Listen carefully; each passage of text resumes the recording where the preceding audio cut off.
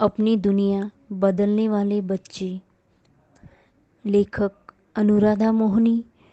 अनुवाद हेमचंद्र वैद्य। Design for change के अंतर्गत अपनी दुनिया बदलने वाले बच्चे, ये वो बच्चे हैं जिन्होंने अपनी रचनात्मक कार्यों और अपने साहस से अपनी दुनिया बदल दी। हेमचंद्र वैद्य, इनका इन बच्चों के बारे में क्या कहना है, सुनिए। अनुराधा मोहनी जी की मराठी पुस्तक पढ़ी जिसमें डिज़ाइन फॉर चेंज इस परियोजना के विद्यालयों में छात्रों द्वारा किए गए साहसपूर्ण तथा प्रेरणादायी कार्यों के बारे में बताया गया है। महेंद्र भाई ने इस परियोजना की जानकारी मुझे दी थी। इससे मेरा विचार और भी दृढ़ हो गया कि इतने अच्छे कार्य करने वाले छात्रों के विचार एवं उपक्रमों को सीमित क्षेत्र तक ही क्यों रखा जाए। जब यह विचार कमल नयन जमनालाल बजाज फाउंडेशन की विश्वस्त श्री अपूर्व बजाज के समक्ष रखा तो उन्होंने बड़ी प्रसन्नता के साथ इसे स्वीकार किया। मैं उनके प्रति आभार प्रकट करता हूँ।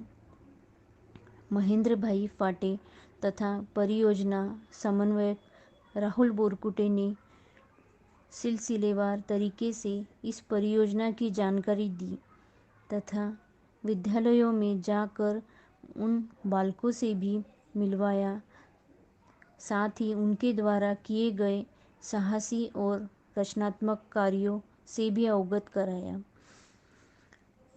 इन दोनों स्नेहियों के प्रति आभार।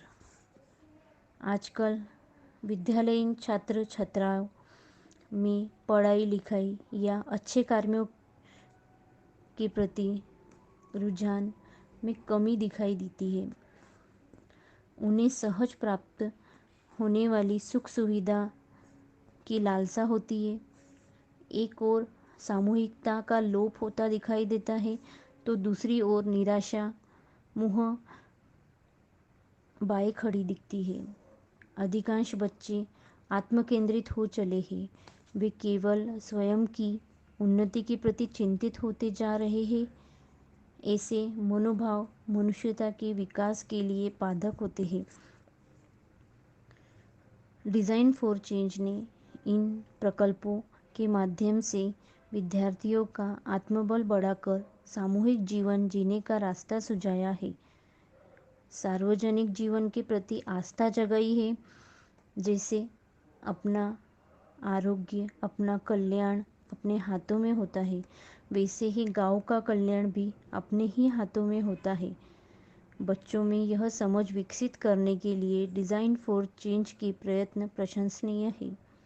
विगत कुछ वर्षों में फाउंडेशन के माध्यम से शालेय विद्यार्थियों ने जो कुछ अच्छे कार्य किए, यदि वे जीवन भर उस पर टिक पाए तथा अपनी संवेदनशीलता को कायम रख सकें तो ये बात उनके चरित्र निर्माण में आगे भी सहायक सिद्ध होगी।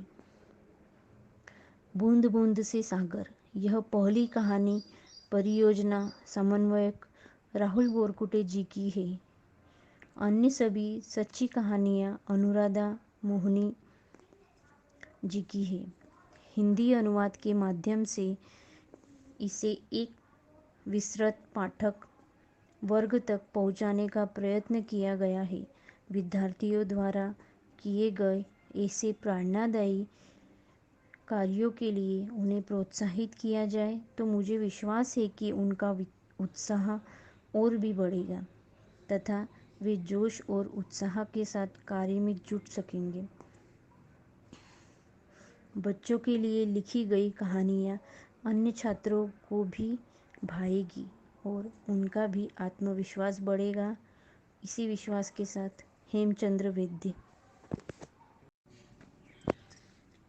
अपनी दुनिया बदलने वाले बच्चे, श्री अपूर्व नयन बजाज जी का इन बच्चों के बारे में क्या कहना है, सुनिए। अज्ञान कुंजी से पहली बार मैंने डिज़ाइन फॉर चेंज के बारे में सुना था। बालकों के वीडियो देखने पर मेरे मुख से अनायास ही वाह निकल पड़ा, मानो मैं अपने बचपन के स्वप्न साकार होते देख रहा था। हर बालक में जो भी सर्वोत्तम हो उसे बाहर लाने की क्षमता डीएफसी में ही। वर्धा के विद्यार्थियों के साथ डीएफसी का काम करते हुए समस्याओं का हल निकालते ध्येय प्राप्त करने की दिशा में उनकी मनोवृत्ति, व्यवहार तथा आत्मविश्वास का मैंने अनुभव किया। इन विद्यार्थियों में अपनी प्रतिभा, क्षमता और कौशल का उपयोग करने से विलक्षण परिवर्तन होते हुए मैंने प्रत्यक्ष देखा है। मैं कर सकता हूँ, यह आत्मविश्वास जागने पर उनके लिए कुछ भी असंभव नहीं। डीएफसी ने दिखा दिया कि नैराश्य और आकांक्षाओं की गर्त में पड़े बालकों को खींच बाहर निकालकर स्वाभिमान से उनका मस्तक ऊंचा कर खड़ा करने की क्षमता डीएफसी में है। सफलता प्राप्ति का मार्ग भले ही कष्टप्रद एवं भयावह क्यों न हो, लेकिन उनके परिणाम मात्र सुंदर तथा विलक्षण होते हैं। श्री अपूर्व नयन बजाज। डिज़ाइन फॉर चेंज की संस्थापक किरणबीर सेठी। शौर्य और वीरता भरी महापुरुषों की साहसिक कहानियाँ सुनते सुनते बच्चे छोटे से बड़े होते हैं। इन कहानियों में उन महापुरुषों ने खलनायक को परास्त कर दुनिया को किस तरह बचाया, इसका वर्णन वे बड़ी तन्मयता से सुनते हैं। इस अद्भुत दुनिया पर विश्वास रखते हुए बड़े होते बच्चों के माता पिता एक दिन उनसे कहते हैं कि ऐसे साहसी वीर केवल परी कथाओं में ही होते हैं। लेकिन आज डिज़ाइन फॉर चेंज ने दुनिया के करीब 30 देशों में ऐसे नायकों की नई पीढ़ी तैयार कर लोगों के सामने एक मिसाल पेश की है। ये नायक जो आज भी बाल विवाह और एकाकीपन जैसी दुष्ट प्रवृत्तियों को नष्ट करने में लगे हैं, वे आज भी अपनी अद्भुत शक्तियों का उपयोग कर रहे हैं। यह किसी दिव्य शक्ति अथवा दृष्टि का रूपांतरण नहीं, बल्कि अपनी सीधी भाषा के 3 शब्द मात्र मैं कर सकता हूँ की शक्ति है। जानना, संकल्प, कृति, सहभाग, ये 4 पायदान हैं जिन्हें आत्मसात करके मैं कर सकता हूँ का आत्मविश्वास प्राप्त किया जा सकता है। सबसे पहले बच्चों को कष्ट देने वाली किसी समस्या को जानना, विचार शक्ति का प्रयोग कर उसका समाधान ढूंढना तथा उस पर अमल करना अर्थात कृति, और अंत में उन सभी बच्चों को उसमें सहभागी कर लिया जाना, जिससे सभी को प्रेरणा मिले। माता पिता को लिखना, पढ़ना सिखाना और बाल विवाह को रोकना, परिसर को स्वच्छ रखना, रास्ते के गड्ढे को भरना एवं सांस्कृतिक परंपराओं का संरक्षण करना, यहाँ तक कि बच्चे जीवन में अपने ध्येय को साध्य करने के लिए इस चतुसूत्री का प्रयोग करते हैं। सरलता और समावेशिता ही इस चौखट की शक्ति है। उसमें सभी सीमाएं प्राप्त हो जाती हैं, भौगोलिक, उम्र और जनसांख्यिकी की भी। वर्धा और आसपास के ये सफल बच्चे अपने पास पड़ोस की दुनिया को बेहतर बना रहे हैं। परिवर्तन लाने या अन्य लोगों को प्रेरणा देने के लिए धनवान, शक्तिवान अथवा उम्रदराज होने जैसी पात्रताओं की आवश्यकता नहीं होती। यह इन बच्चों ने दिखा दिया है। बाल बालकगण यह सब कर सकते हैं। यह उन्हें बताकर न सिर्फ हम केवल उन बच्चों के लिए अच्छी दुनिया का निर्माण करते हैं, इतना ही नहीं बल्कि अपनी दुनिया के लिए भी यशस्वी बच्चे तैयार कर रहे हैं। चलो तुम भी परिवर्तन के अगुआ बनो। तुम ही इन वीर बालकों में से एक हो। हम नहीं तो कौन करेंगे, अभी नहीं तो कब करेंगे। किरण द्विवेदी। अपनी दुनिया बदलने वाले बच्चे। यशोदीप विद्यालय, साईनगर तालुका, जिला वर्धा, महाराष्ट्र। बूंद बूंद से सागर। डिज़ाइन फॉर चेंज प्रोजेक्ट इस विचार को लेकर चलता है कि मात्र किताबी पढ़ाई शिक्षा नहीं, बल्कि शिक्षा व्यक्ति का सर्वांगीण विकास है, जिससे व्यक्ति स्वयं को, समाज को तथा पर्यावरणीय हितों को सहयोग दे सके। इन सब का विकास संभव हो, लेकिन आज हर स्तर की पढ़ाई जानकारी आधारित है। इंटरनेट, किताबें और आधुनिक उपक्रमों के चलते छात्रों के पास बहुत सी जानकारियां हैं, लेकिन क्या इतने मात्र से शिक्षा का उद्देश्य पूरा होगा? बहरहाल इन सभी चीज़ों से जीवन सुलभ अवश्य हुआ है, कुछ सुविधाएं भी उपलब्ध हुई है, लेकिन आज जीवन मूल्यों को लेकर समाज या शिक्षा संस्थाओं में कोई बात नहीं होती। जैसे जैसे पढ़े लिखे लोगों की तादाद आगे आ रही है, समाज में दिक्कतें भी उतनी ही तेजी से हो रही है, क्योंकि श्रम, प्रतिष्ठा और मूल्याधिष्ठा शिक्षा की बात ही नहीं होती। और इसी बात को लेकर Kamal Nayan Jamnalal Bajaj foundation Wardha design for change project के तहत जिले की कुछ विद्यालयों में काम कर रहा है। वर्धा शहर के पश्चिम छोर पर यशोदीप विद्यालय चलता है। यहाँ सर्वसामान्य गरीब, किसान और श्रमिक वर्ग से आने वाले बच्चे पढ़ते हैं। एक दिन कक्षा 8वीं की स्वाति, रूपेश, निखिल, प्रणाली, अवंती, धीरज और अन्य छात्र बीच की छुट्टी में खेल रहे थे कि एक छात्र अचानक विद्यालय की पहली मंजिल से गिर पड़ा। सभी विद्यार्थी और शिक्षकगण उसकी ओर दौड़े। लोगों ने घायल छात्र को उठाया और पीने के लिए पानी दिए। बालक जोर जोर से चीख रहा था, कराह रहा था। उसके हाथ और पाँव की हड्डी टूट गई थी, हाथ पाँव में सूजन आ गई थी, बड़ी पीड़ा हो रही थी। उसे पास ही के अस्पताल भेजा गया तथा माता पिता को मोबाइल द्वारा इस दुर्घटना की खबर दे दी गई। छात्र के माता पिता तुरंत ही पहुंचे। उन्हें देखकर लगता था कि वे सीधे खेत से ही विद्यालय तथा वहां से अस्पताल पहुंचे हैं। सभी चिंतित थे कि सिर पर गहरी चोट न लगी हो, पर डॉक्टर ने सिर्फ हड्डी टूटने की बात कही। यह सब होने के बाद डॉक्टर की फीस देने की बात आई, तब उसके माता पिता के पास डॉक्टर की फीस देने के भी पैसे नहीं थे। कुछ उधार लेकर उन्होंने फीस भर दी। दूसरे दिन के लिए डॉक्टर ने कहा, ऑपरेशन करके हाथ तथा पैर में स्टील की रॉड डालनी पड़ेगी। यह सुन माँ बाप के चेहरे का रंग उड़ गया। कितने पैसे लगेंगे, सभी बातें विद्यार्थियों के सामने हो रही थी।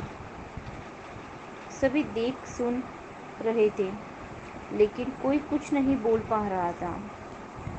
उस हादसे के दूसरे दिन कमल नयन जमनालाल बजाज फाउंडेशन के कुछ लोग आए और डिज़ाइन फॉर चेंज की बातें करने लगे, जीवन मूल्यों की बातें करने लगे। इस प्रोजेक्ट के बारे में यह भी जान लेना ज़रूरी है कि इसमें छोटों के विचारों का पूरा ख्याल रखते हुए उनके विचारों का सम्मान किया जाता है।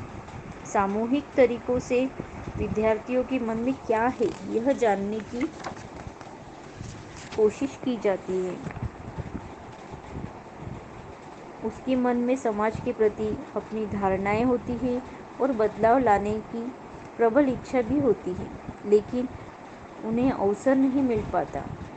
यही अवसर डिज़ाइन फॉर चेंज की ओर से उपलब्ध कराया जाता है।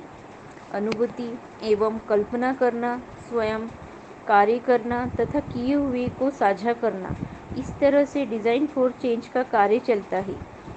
अक्सर उम्र में बड़े लोग यह सोचते हैं कि बच्चे बड़ों जैसा नहीं सोच सकते, लेकिन बड़ों से भी बेहतर बच्चों ने सोचा। स्कूल के इस हादसे के बाद बच्चे मन में सोच रहे थे कि किस तरह उस दुर्घटनाग्रस्त साथी की सहायता की जाए।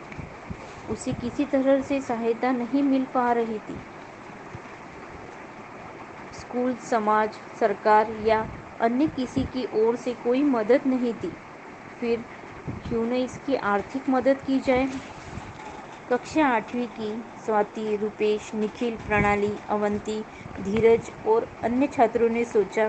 फिर विचार चक्र चलने लगे कि यदि पैसा एकत्र करना है तो क्या किया जाए, किससे मांगा जाए, कौन देगा। इस तरह का विचार मंथन शुरू हुआ। सभी विद्यार्थियों ने अपनी अपनी राय देनी शुरू की। अस्पताल का बिल कैसे चुकाएंगे। कोई बोला कि रॉड खरीद के देंगे, कुछ बोले कि उसके माँ बाप गरीब है तो पूरा खर्च ही उठाएंगे। कल उस बच्चे की जगह हम में से कोई हो सकता है। फिर क्यों ना एक मिनी चिल्ड्रन बैंक बनाया जाए, ताकि स्कूल के किसी भी बच्चे के साथ यदि ऐसा हादसा होता है तो उसकी मदद की जा सके। सबने सामने खड़ी समस्या पर सामूहिक रूप से विचार मंथन किया, हल ढूंढना, सोचना शुरू किया। सामूहिक रूप में सोचने से छात्रों की विचार शक्ति को गति मिली। इस विचार मंथन से चिल्ड्रन बैंक स्थापित करना तय हो गया। उस पर और विचार विमर्श हुआ। सबने सोचकर यह निर्णय लिया कि अपनी शाला का हर बच्चा प्रति माह 10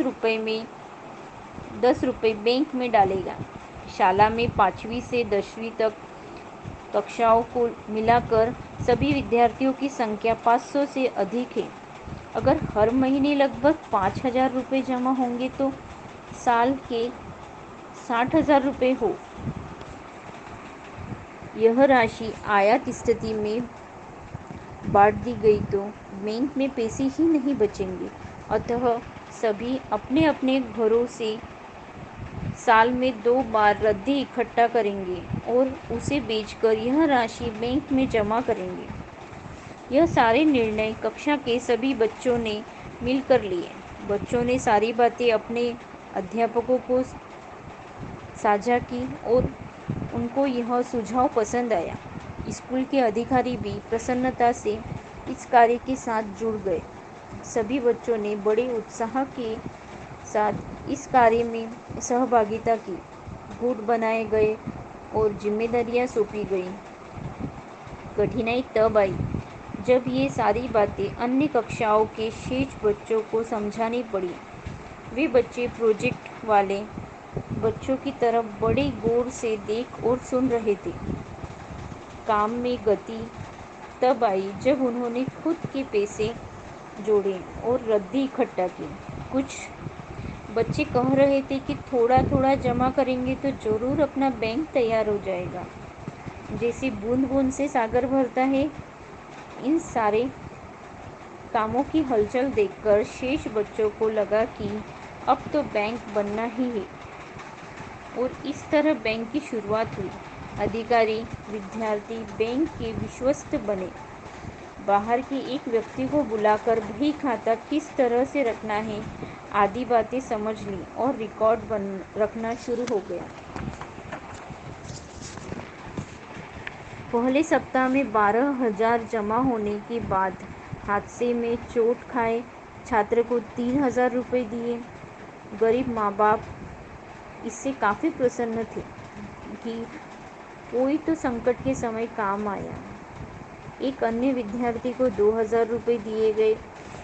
इस तरीके से छात्रों को मदद मिली। कुछ दिनों बाद यह निर्णय लिया गया कि अगर ऐसे पैसे देने की ज़रूरत नहीं पड़ी तो स्कूल के सभी बच्चों का एक साथ मेडिकल चेकअप करवाया जाएगा।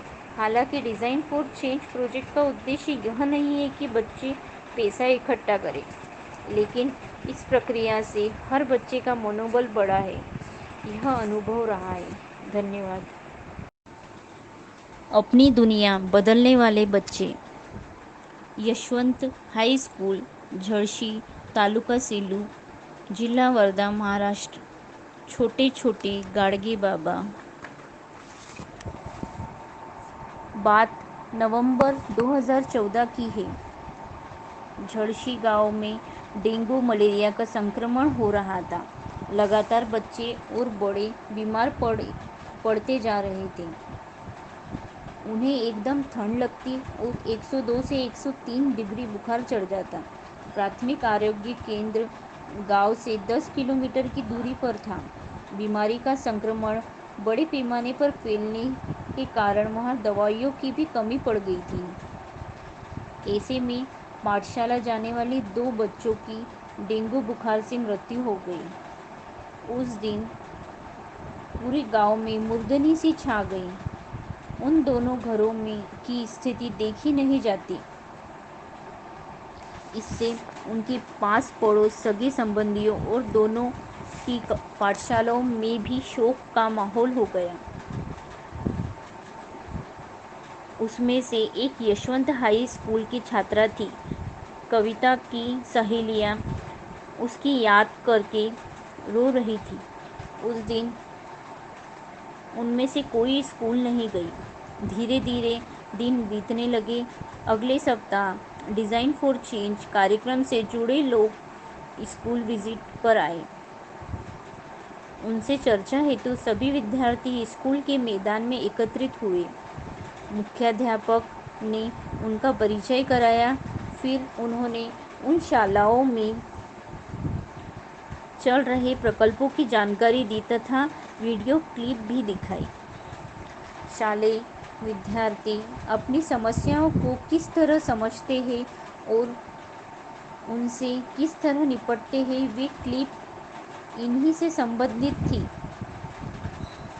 उसके लिए डिज़ाइन फॉर चेंज ने एक मार्गदर्शक सूत्र बनाया। कौन सा था वह सूत्र? अनुभूति, संकल्पना, कृति, सहभाग।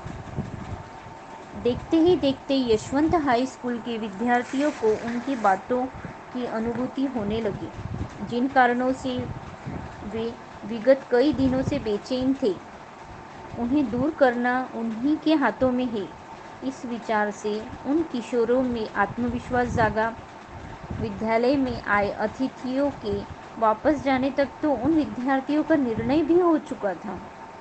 अंकिता ने कहा, आइए हम सब मिलकर इस डेंगू रोग को गांव से बाहर भगाएंगे। वैष्णवी ने कहा, हाँ ठीक है, अतिथियों द्वारा दिखाई गई क्लिप के अनुसार हम विद्यार्थीगण ही यह कार्य कर सकेंगे। सुधीर बोला, लेकिन यह काम करे कैसे? आकाश ने कहा, उनके बताए गए सूत्र के अनुसार पहले हम अपने कार्य का ढांचा तो बनाएं। पहला मुद्दा है अनुभूति। आने वाले संकट की अनुभूति हमें पहले से ही हो। अगला मुद्दा है आकलन, यानी समझ लेना यह संकट कैसा है, इसे हम ठीक से समझ लें। मोनाली बोली, लेकिन किससे? आकाश ने कहा, डॉक्टर से। शुभम ने कहा, गांव में 2-3 डॉक्टर हैं। काजल ने कहा, हम डॉक्टर देशमुख को बुला ले, वे MBBS हैं। विद्यार्थियों ने मुख्याध्यापक से मिलकर डॉक्टर को बुलाने की अनुमति ली। डॉक्टर देशमुख विद्यालय में आए। उन्होंने डेंगू मलेरिया पर विस्तृत भाषण दिया। इस रोग के मरीज की पहचान कैसे की जाए, उसके लक्षण कौन से हैं, डॉक्टर के पहुंचने तक या डॉक्टर के न रहने पर शीघ्रता से या पश्चात क्या उपचार किया जाए, इस संक्रमण से लोगों को कैसे बचाया जाए आदि उन्होंने बताया। मुख्य बात यानी उपचार की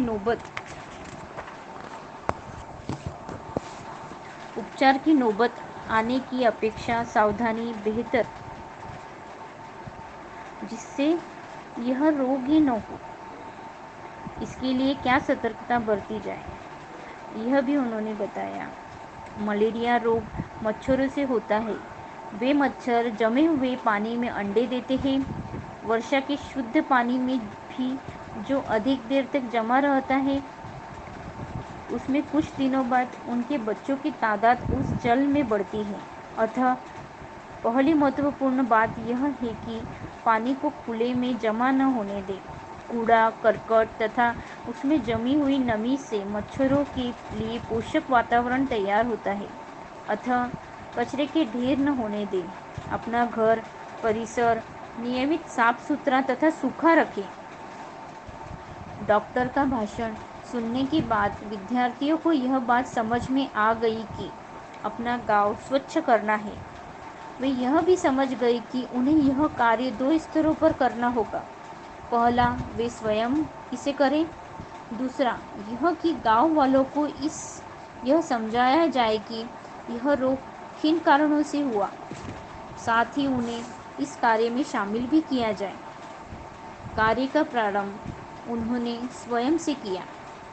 शाला के 350 विद्यार्थियों ने लगातार 3 दिन शाला से छूटने के बाद 1 घंटा गांव की सफाई की। खाली समय में उन्होंने यह काम किया। इसके लिए उन्होंने न तो पढ़ाई से और न ही कक्षा से कोई छुट्टी ली। गीले कचरे को गड्ढे में डाला गया। जानवरों को बांधने की जगह से गोबर मूत्र आदि धोकर साफ किया। गटर के रुके हुए पानी के बहने की व्यवस्था की। कीचड़ पर रेत मुरुम मिट्टी आदि डालकर जगह सूखी की। यह काम करने के साथ साथ बच्चों ने समूह में बंटकर घर जाकर जन जागृति का जिम्मा भी उठाया। निजी स्वच्छता जितनी जरूरी है, उतनी ही सार्वजनिक स्वच्छता भी आवश्यक है, जिसे सबको मिलकर साध्य करनी है, यह समझाया। शुरुआती दौर में ग्रामीणों ने इसमें कोई रुचि नहीं दी। ये बच्चे हमें क्या सिखाएंगे? उनकी समझ थी कि सार्वजनिक स्वच्छता की जिम्मेदारी उनकी नहीं है। लेकिन बच्चों का कार्य और मनोबल देखकर धीरे धीरे उनका मन बदलने लगा। बच्चों का प्रचार का तरीका भी रचनात्मक था। गांव में जगह जगह पर पोस्टर लगाए गए। इतना ही नहीं, बच्चों ने जुलूस निकालकर ग्राम सफाई की घोषणा भी की। समाचार पत्रों में भी यह खबर छपी। इतनी प्रसिद्धि मिलने के साथ गांव का चित्र बदल गया। गांव के बुजुर्ग, राजनीतिज्ञ, पत्रकार, सरकारी डॉक्टर सब दौड़े चले आए और उन्होंने खुले मन से बच्चों की प्रशंसा और प्रोत्साहिता बढ़ाई। गांव में लगातार 8-10 दिन सफाई की मुहिम चलती रही। उसके बाद गांव में मलेरिया का एक भी रोगी दिखाई नहीं दिया। इन सब प्रयत्नों से गांव को आरोग्य लाभ तो मिला ही, लेकिन और क्या मिला? पूरा गांव एकजुट हो गया था। सार्वजनिक कार्य केवल सरकार का ही है।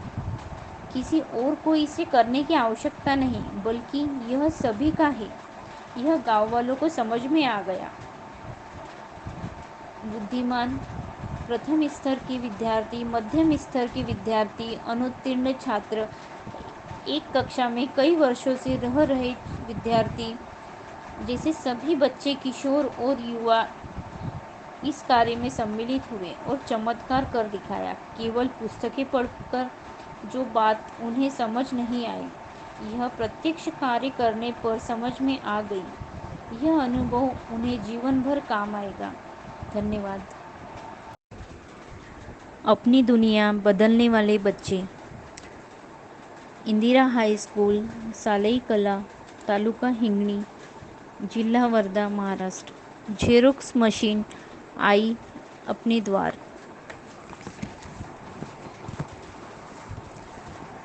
शरद के पिता को अपने काम पर से छुट्टी नहीं मिलती थी। या तो समझ ले कि उसके लिए उसे अपनी मजदूरी गंवानी पड़ती थी। अतः उसने बेटे शरद को ही तहसील कार्यालय में जाकर पटवारी को 7/12 की नकल और अन्य कागज पत्र को जाकर देने को कहा, क्योंकि बाद में पटवारी काम की हड़बड़ी में तुम्हारी ओर ध्यान नहीं देगा, ऐसा पिता ने समझाया। उसे पहले ही दिन सब तैयारी रखनी जरूरी थी, लेकिन मुख्य समस्या थी कि उन कागज पत्रों की जेरोक्स प्रतियां निकालने की, जिसके लिए उसे पास के गांव में जाना होगा। ऐसे में 10वीं कक्षा में पढ़ने वाले शरद को स्कूल के 2 दिन गंवाना बहुत अखर रहा था, किंतु कोई उपाय नहीं था। 12वीं उत्तीर्ण 22 वर्षीय रमेश को पुलिस पटेल के पास ड्राइवरी की परीक्षा देने जाना था, लेकिन उसके लिए ड्राइविंग लाइसेंस की प्रति साथ ले जाना जरूरी था। जेरोक्स करवाने के लिए पड़ोस के गांव में न जाने के कारण उसका वह अवसर चूक गया। सालेई कला गांव में जेरोक्स मशीन ही नहीं थी और वह मशीन खरीद कर समझने वाला भी कोई नहीं था। शालेय परीक्षा उत्तीर्ण विद्यार्थियों को भी अपने परीक्षा परिणाम, प्रमाण पत्र आदि की जेरोक्स करवाने के लिए बड़ी कठिनाई होती थी। शरद का छोटा भाई 8वीं कक्षा में पढ़ता था। उसने स्कूल में इस विषय पर चर्चा की। गांव में जेरोक्स मशीन लाना कितना ज़रूरी है, इस पर सब एकमत थे, क्योंकि जेरोक्स मशीन न होने के कारण प्रत्येक घर को कभी न कभी नुकसान हुआ था। लेकिन उसे कौन खरीदेगा? शरद ने पूछा। हाँ, जेरोक्स मशीन काफ़ी महंगी होती है। रविंद्र ने कहा। अपनी शाला द्वारा खरीद की जाए तो? तौसीफ ने कहा। शाला के पास भी इतनी रकम होगी? ऐसा मुझे नहीं लगता। शरद ने कहा। हम शालेय विद्यार्थी आगे बढ़कर पूरे गांव की ओर से मशीन खरीदें। तौसीफ ने कहा। यानी गांव से आर्थिक मदद लेना? रविंद्र ने पूछा। नहीं तो क्या? मुझे लगता है कि गांव वाले सहज मदद करेंगे, क्योंकि प्रत्येक छोटे बड़े कार्य के लिए बस किराया खर्च कर हिंगनी जाने की तकलीफ उन्हें भी सहन करनी पड़ती है। विद्यार्थियों की इच्छा शक्ति जबरदस्त थी। एक दिन जो तय कर लिया सो कर लिया। वे उससे पीछे हाथ धोकर पड़ जाते थे। प्रथमतः जेब खर्च के लिए प्राप्त रकम इकट्ठा की। कुल 4,000 इकट्ठा हुए। अब आर्थिक सहायता मांगने हेतु गांव में जाने का समय आ गया, लेकिन पैसे मांगने जाना आसान नहीं था। विद्यार्थियों को खट्टे मीठे अनुभव होने लगे। एक दिन शीला आंखों से आंसू भरे हुए आई और कहा, पैसे मांगने के लिए एक घर गई, जहां उन्होंने पैसे की मदद तो नहीं की, उल्टे कहा कि इतनी अधिक रकम हमारे पास नहीं है।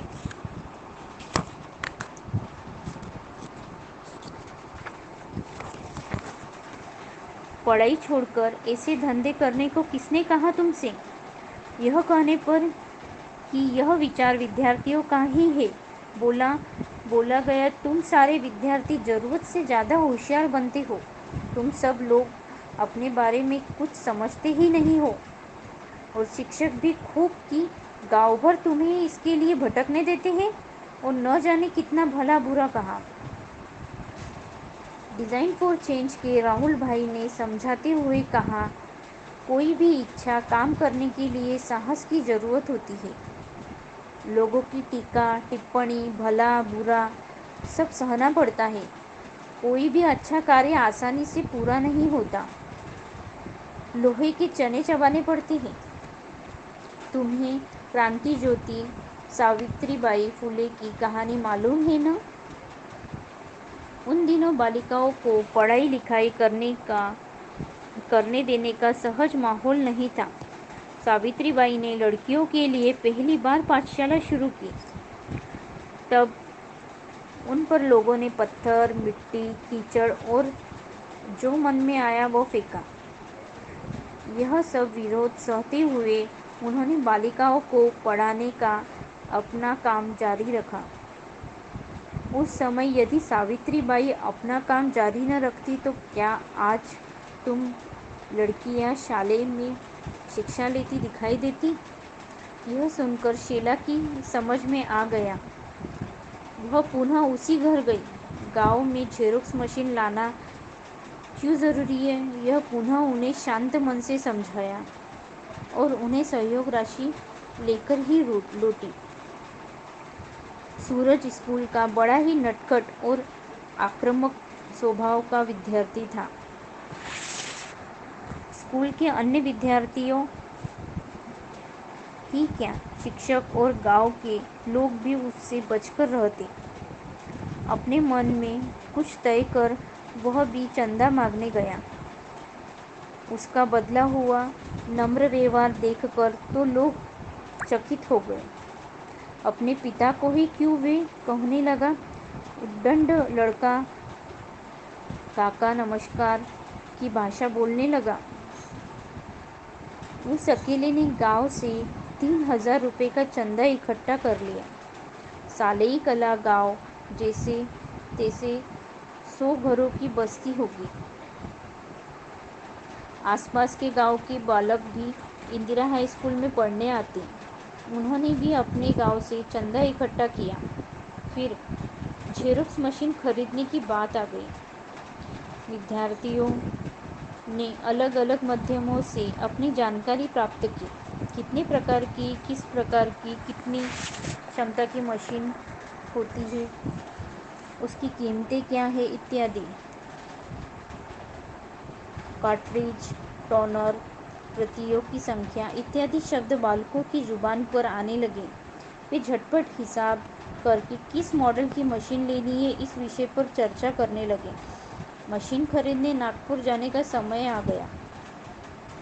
गांव के 2 लोगों को साथ लेकर सूरज का जाना तय हुआ। इस बाबत शिक्षा और विद्यार्थी एकमत थे।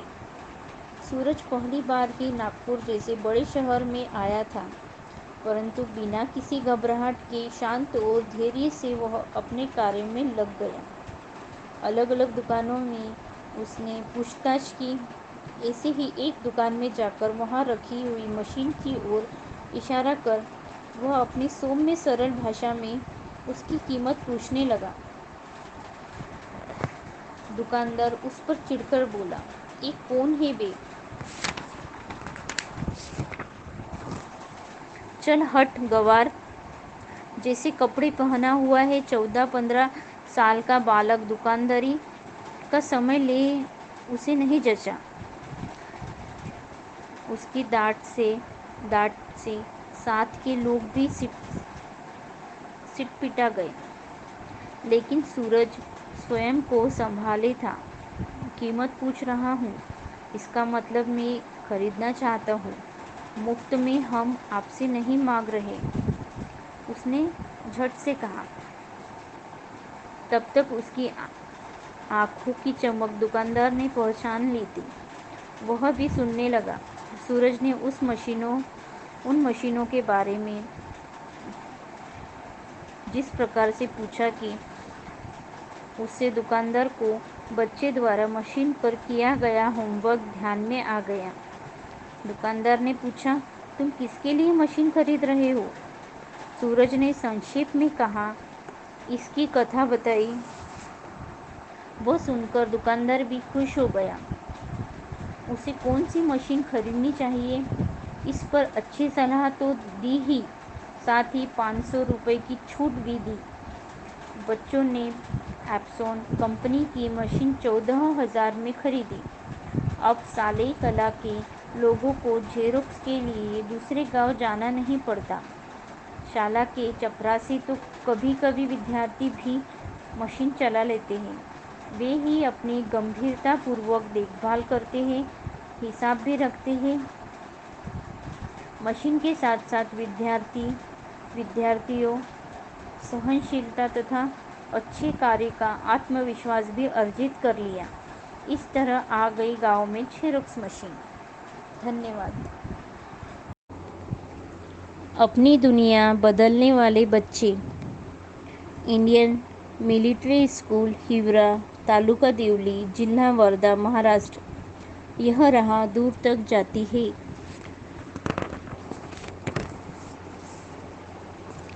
6 मई परीक्षा का पहला दिन था। पाठशाला की घंटी बजी। 2-3 विद्यार्थी दौड़ते दौड़ते पहुंचे, लेकिन तब तक प्रार्थना शुरू होने के कारण उन्हें बाहर की कतार में खड़ा रखा गया। तभी एक शिक्षक को ध्यान आया कि उनमें से 2 विद्यार्थियों के घुटनों में और टखनों में भी चोट आई है। वे उदास चेहरे लिए खड़े थे। प्रार्थना समाप्ति तक किसी को वहां से हिलना डुलना नहीं था। प्रथमोपचार की पेटी कार्यालय के कपाट में थी। शाला का अनुशासन ही कठोर था। आखिर वह मिलिट्री स्कूल जो था। छात्रों को प्रातः उठकर दौड़ लगानी पड़ती। मलखम, कुश्ती, तलवार के साथ ही लश्कर, कवायद, जूडो, कराटे आदि विद्यार्थियों की दिनचर्या का हिस्सा थे। सुबह शाम 1 से 1.5 घंटे का समय खेल का होता था। यह शाला मुख्य मार्ग से 1 किलोमीटर भीतर थी। वहां तक पक्का रास्ता तो था ही नहीं, लेकिन जो पगडंडी थी वह भी उबड़-खाबड़ थी, जिस पर बड़े-बड़े पत्थर पड़े थे। बीच-बीच में कटीली झाड़ियां और घास उगी हुई थी। साइकिल या मोटर से जाना कठिन ही था। इस रास्ते पर विद्यार्थी, शिक्षक या पालकों को चलने में बहुत तकलीफ थी। उस दिन दोनों विद्यार्थी उसी रास्ते पर गिरने से चोट लगकर आए थे। यह बात कक्षाध्यापक को तुरंत समझ में आ गई। प्रार्थना के बाद उनका प्राथमिक उपचार किया गया। एक शिक्षक की मोटरसाइकिल भी आते समय वहां पंचर हो गई। इस कारण एक कक्षा की परीक्षा शुरू होने में विलंब हुआ। दूसरे दिन विद्यार्थी शाला में आए। स्कूल कैप्टन हेमंत ने ऊंची आवाज में कहा, शाला में पहुंचने के लिए हमें अच्छा रास्ता चाहिए। मिलिंद ने कहा, इस रास्ते पर हमसे अब चला नहीं जाता। हमें दौड़ने, जॉगिंग के लिए यहीं से जाना होता है। उस दौरान बहुत से विद्यार्थी जल्दी निकलने की भीड़ करते हैं, इसलिए दौड़ने की गति भी धीमी होती है। रोहन बोला, मुझे तो अगले वर्ष जिले की दौड़ स्पर्धा में भाग लेना है। मुझे अभ्यास हेतु अच्छा ट्रैक चाहिए। सभी विद्यार्थियों ने सामूहिकता से प्राचार्य से मिलना तय किया, लेकिन वे गांव से बाहर गए थे। विद्यार्थियों को तुरंत कुछ न कुछ करने की जरूरत महसूस हो रही थी। खिलाड़ी और धावकों को और अधिक जरूरत थी। वह जगह वन विभाग की थी, इस कारण शासन या शाला व्यवस्थापक के लिए यह कार्य करना संभव नहीं था। यह वे जानते भी थे। हम ही यह रास्ता तैयार कर ले तो। रोहन के मन में यह विचार आया, हम कैसे करें? हमें ही उस रास्ते पे चलना है, आना जाना करना पड़ता है, अर्थात जरूरत तो हमारी ही है। युवाओं में अपार शक्ति होती है, ऐसा स्काउट गाइड के सर भी कहा करते हैं।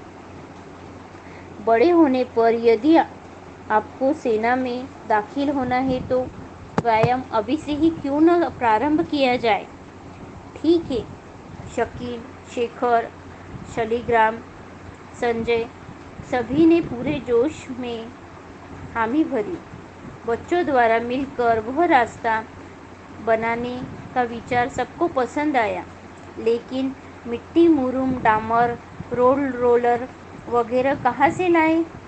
थोड़े समय तक सब सोच विचार में पड़ गए। कुछ समय बाद हेमंत ने कहा, हम पक्की सड़क नहीं बना पाएंगे तो कोई बात नहीं, लेकिन जो रास्ता है उसे ही मुरूम मिट्टी डालकर चौड़ा और प्रशस्त करेंगे। विद्यार्थियों की उम्मीद बढ़ने लगी। अन्य कार्यों में जिस तरह से विभाजन किया जाता है, ठीक वैसे ही कार्यों का विभाजन किया गया। टेप लेकर जमीन का आरेखन किया गया। रास्ता कितना चौड़ा बनाया जाए यह निश्चित किया गया। रास्ते के बड़े बड़े पत्थर, शिलाएं निकालने के लिए कुदाल की मदद ली गई। जो पत्थर बड़े और ऊंचे थे उन्हें विद्यार्थियों ने मिलकर हिलाते डुलाते अलग किया। कहीं कहीं गहरे दबे पत्थरों को लोहे की सलाखों की मदद से बाहर निकालकर रास्ते के किनारे ठीक तरह से रखा गया। फावड़े से खुदी हुई मिट्टी टोकरियों में भर भर कर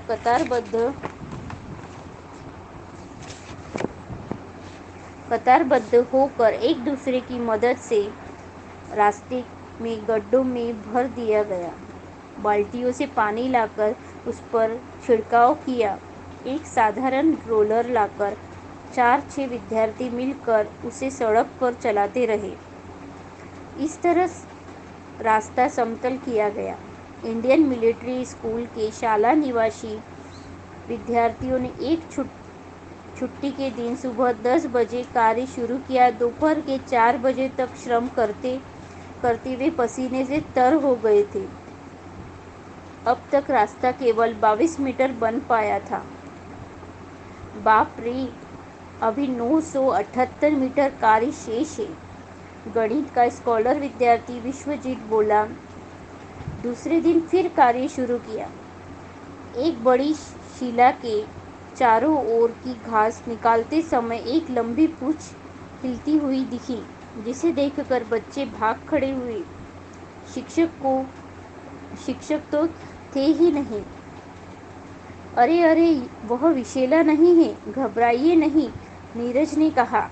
थोड़ी देर बाद विद्यार्थी उस जगह फिर लौटे, लेकिन इस बार एक नया नियम बनाया गया कि कार्य के दौरान सभी जूता पहनकर आए। बिना जूता पहने कोई कार्य नहीं करेगा। उसी तरह एक नियम और भी बनाया कि कुल्हाड़ी चलाते समय पीछे की ओर देख लिया जाए, जिसे पीछे देखे कुल्हाड़ी न चलाए। उसके बाद रास्ते की जगह चढ़ाव उतार का सूक्ष्म निरीक्षण किया गया। कहाँ गड्ढे हैं, कहाँ पानी का जमाव होता है आदि का पूरी तरह निरीक्षण कर दोपहर तक पूरे काम का अंदाजा लगाया गया। फिर समय पत्रक बना। प्रत्येक शनिवार की शाम 5 से 6 बजे तक यह काम किया जाता था। इस काम को 8वीं अ और ब के 85 विद्यार्थियों ने मिलकर पूर्ण किया। प्रतिदिन कभी 30 तो कभी 40 मीटर रास्ता तैयार हो जाता। इस तरह 4 माह तक लगातार परिश्रम करने पर एक अच्छी समतल सड़क तैयार हो गई। विद्यार्थी उस पर बड़ी शान और स्वाभिमान से पैदल व सुगमता से साइकिल चलाते हुए स्कूल जाने लगे। बौद्धिक श्रम के समान ही शारीरिक श्रम महत्वपूर्ण है, यह बात उनकी समझ में आ गई। मेरे माता पिता मुझे यहाँ भेजने के लिए कितना कष्ट उठाते होंगे, आज मैं यह समझ पाया, सधु ने कहा। धूप वर्षा में यह परिश्रम करने से विद्यालय के छात्र तेजस्वी, स्वस्थ और निरोगी दिखाई देने लगे। उस वर्ष की जिला क्रीड़ा स्पर्धा के सभी खेलों तथा एनसीसी परेड के पुरस्कार हिवरा गांव के मिलिट्री स्कूल को ही मिले थे। धन्यवाद। अपनी दुनिया बदलने वाले बच्चे। मॉडेल हाई स्कूल रोहणा, तालुका आर्वी, जिला वर्धा, महाराष्ट्र। छोटों की बड़ी बात। डिज़ाइन फॉर चेंज के कार्यकर्ता जब इस विद्यालय पहुंचे तब सत्र समाप्ति की ओर था। वीडियो क्लिप दिखाते समय सिर्फ 8-10 छात्राएं तथा उतने ही छात्र उपस्थित थे, लेकिन वे काम करने के लिए उत्सुक थे।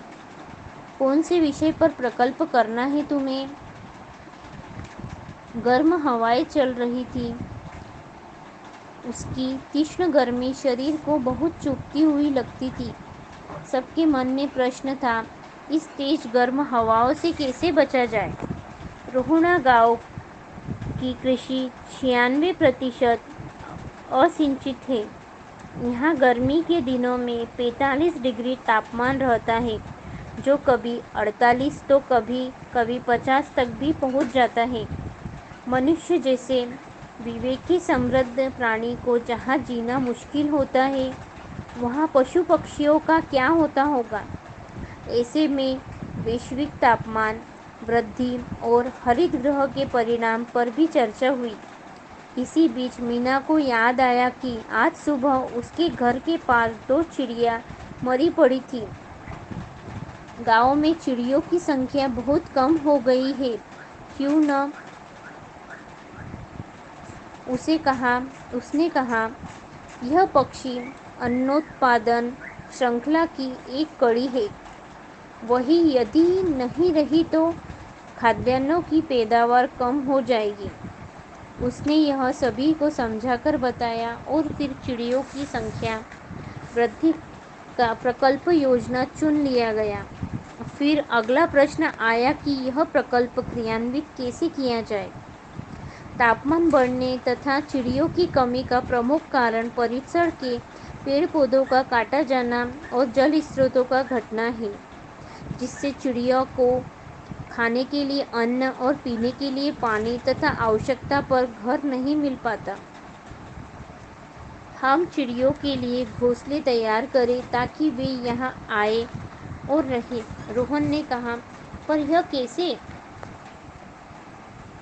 मुझे लगता है घर के बाहर टोकरियों में फल रखें। हम रोज आंगन में चावल डालते जाएं। अरे अक्लमंदो, क्या वह चिड़ियों के लिए बचा रहेगा? क्या कुत्ते बिल्ली नहीं खा जाएंगे? नहीं, मैं बताता हूँ।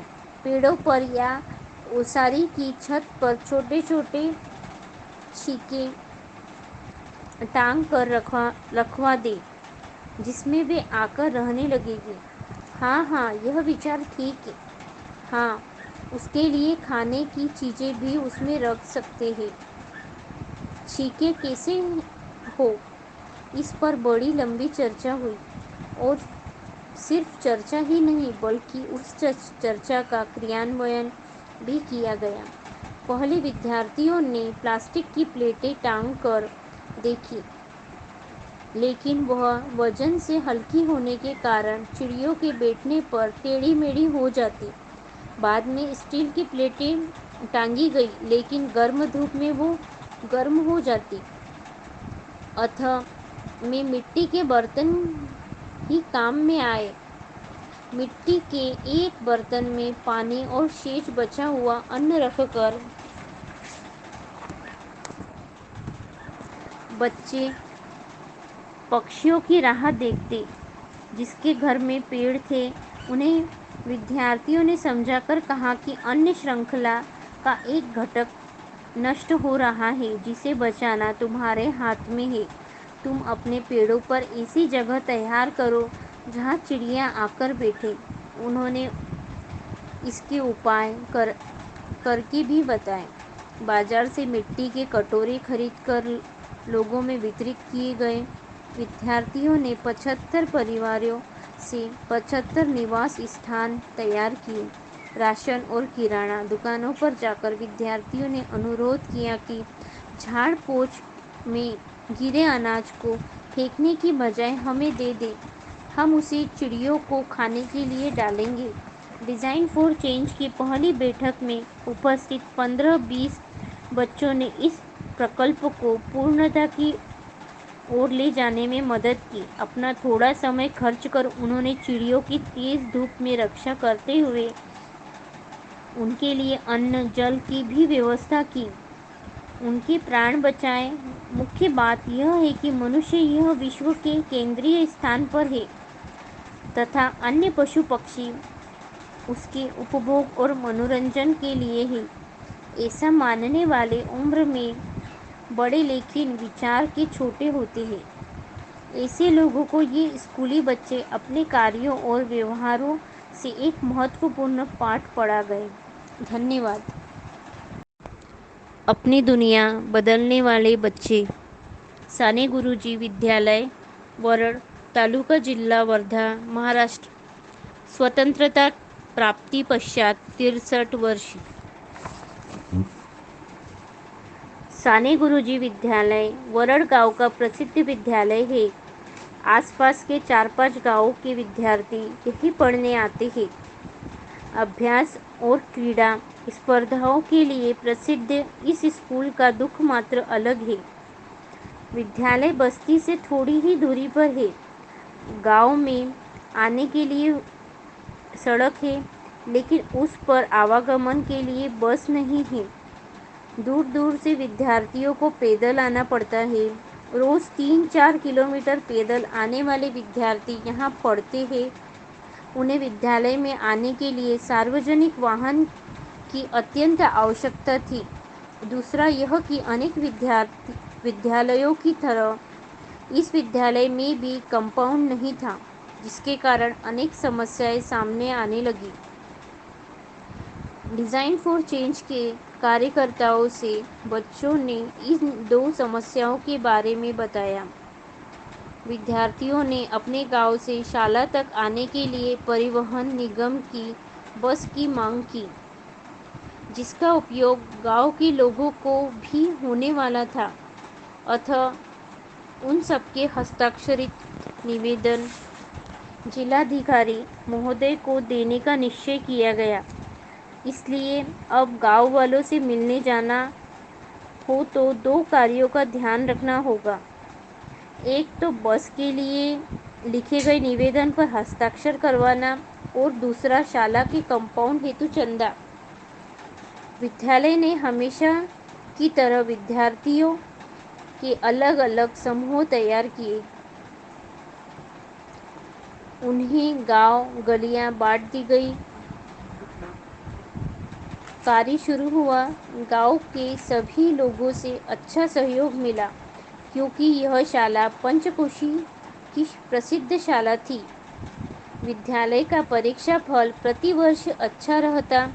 लगभग 80% छात्र 10वीं कक्षा में उत्तीर्ण होते और कुछ छात्र मेरिट में भी आते। इसके अलावा वे खेलकूद में भी निपुण थे। अपने बालकों को खेलने के लिए एक अच्छा मैदान हो, ऐसा सभी अभिभावकों को लगता था। विद्यार्थियों ने भरपूर मेहनत की और निवेदन पत्र पर 1500 लोगों के हस्ताक्षर लिए। हस्ताक्षरित निवेदन पत्र तथा चंदे से जमा एकत्रित राशि लेकर विद्यालय के लोगों का प्रतिनिधि मंडल जिला मुख्यालय वर्धा आया। जिलाधिकारी से उन्होंने पहले ही समय ले रखा था, इस कारण उन्हें कार्यालय में प्रवेश मिला और उनकी बात सुनने के बाद उन्हें उप जिलाधिकारी के पास जाने को कहा गया। उप जिलाधिकारी का कार्यालय उसी परिसर में थोड़ी दूरी पर था। प्रतिनिधि मंडल ने उप जिलाधिकारी से मिलकर अपनी मांग रखी। हम वड़दगांव, तालुका जिला वर्धा की साने गुरुजी विद्यालय के विद्यार्थी हैं। हमें अपने अपने गांव से पैदल चलकर विद्यालय आना पड़ता है, इसलिए बस की व्यवस्था होनी चाहिए। साहब ने वह कागज खोलकर पढ़ा और कहा, इस वर्ष का बजट तो समाप्त हो गया। अभी अनेक कार्य शेष है। अगले वर्ष विचार किया जा सकता है, लेकिन यह हमारा 10वीं का वर्ष है। हमारा बहुतांश समय आने जाने में खत्म हो जाता है। विभा ने कहा, हाँ ठीक है, लेकिन अब विद्यालय के दिन कितने शेष हैं? जनवरी फरवरी के बाद शहरों के विद्यार्थी तो घर पर ही पढ़ाई करते हैं। क्या तुम्हारा पाठ्यक्रम अभी तक समाप्त नहीं हुआ? हमारे पास उतनी सुविधाएं उपलब्ध नहीं है। सर, जांच परीक्षा तो विद्यालय जाना ही पड़ता है। अभी तो नवंबर शुरू हुआ है। ठीक है, देखेंगे। पूरी हो गई तुम्हारी बात। 10 मिनट बाद मेरी अगली मीटिंग है। सर, 3-4 किलोमीटर धूप और बरसात में चलते हुए आना क्या सरल है? आप ही बताएं। आपके शहर में 1 किलोमीटर की शाला में जाने के लिए सड़कें अच्छी होने पर भी बसें उपलब्ध है। विद्यालयों के लिए अलग से बसें भी होती है। वे तो घर से बिल्कुल नज़दीक से उन्हें ले जाती है, लेकिन हमें जंगल की पगडंडियों पर चलना होता है। कभी कभी तो कांटे भी चुभ जाते हैं। रत्नाकर ने कहा, ठीक है, अभी तुम अपना निवेदन रख कर जाओ। 15 दिनों बाद मुझे फिर फ़ोन करें कि कार्य कहाँ तक पहुँचा है। 1 मिनट सर, कहते हुए विभा एकदम मेज पर पहुँच गई। सर, हमें सिर्फ यह जानने के लिए 15 दिन का इंतज़ार करना पड़ेगा कि कार्य कहाँ तक पहुँचा। हमारा देश स्वतंत्रता हुए 63 वर्ष हो गए। आज के समय प्रत्येक गांव में अच्छी पाठशालाएं या वह नहीं भी हो तो शाला तक पहुंचने के लिए सार्वजनिक वाहन तो होना ही चाहिए। क्या इतना भी हमारा अधिकार नहीं है? जोर से बोलते हुए उसने अपनी मुट्ठी मेज पर पटकी। साहब भी अवाक हो गए। आगे क्या कहे, उन्हें कुछ सूझ नहीं रहा था। 2-4 क्षणोपरांत सुरेश बोलने लगा। इतनी कठिन परिस्थितियों में भी हमारे विद्यालय का परीक्षाफल अच्छा होता है। विद्यार्थी मेरिट में भी आते हैं, लेकिन और भी व्यवस्था होनी चाहिए सर। विचार कीजिए, तेज धूप में आते समय छाया कहीं नहीं होती। लोग पेड़ काट कर ले गए। रास्ते में खाली पीली छोकरे लड़कियों को तकलीफ देते हैं। सर, कुछ ठोस आश्वासन के बिना हम यहाँ से हिलने वाले नहीं। पीछे खड़े तीनों ने शांति से लेकिन एक स्वर में कहा। बच्चों की भीड़ देखकर बाहर खड़े अखबार के प्रतिनिधि, टीवी की अलग अलग वाहिनियों के वार्ताकार भीतर घुसे और उन्होंने इस प्रकरण की जानकारी लेनी शुरू की। उप जिलाधिकारी ने तुरंत राज्य परिवहन महामंडल में के महाव्यवस्थापक को फोन लगाया। वड़द गांव का तुरंत सर्वे कर उस मार्ग पर बस शुरू करने के आदेश दिए। उसी तरह 2 दिनों में संबंधित अहवाल सादर करने के लिए कहा। भारत माता की जय। विद्यार्थियों ने स्फूर्ति जय घोष किया। पत्रकार भी उसमें सम्मिलित हो गए। वहीं से बच्चे बांधकाम दुकान पर आए। वहां से उन्होंने सीमेंट के खंभे, कांटे वाले तार तथा अन्य सामग्री खरीदी। दूसरे ही दिन से विद्यार्थी श्रमदान करने लगे। 7 दिनों में विद्यालय की बाड़ या यूं कहिए कंपाउंड तैयार हो गया। इन दिनों में वहां से एसटी बस भी दौड़ने लगी। धन्यवाद।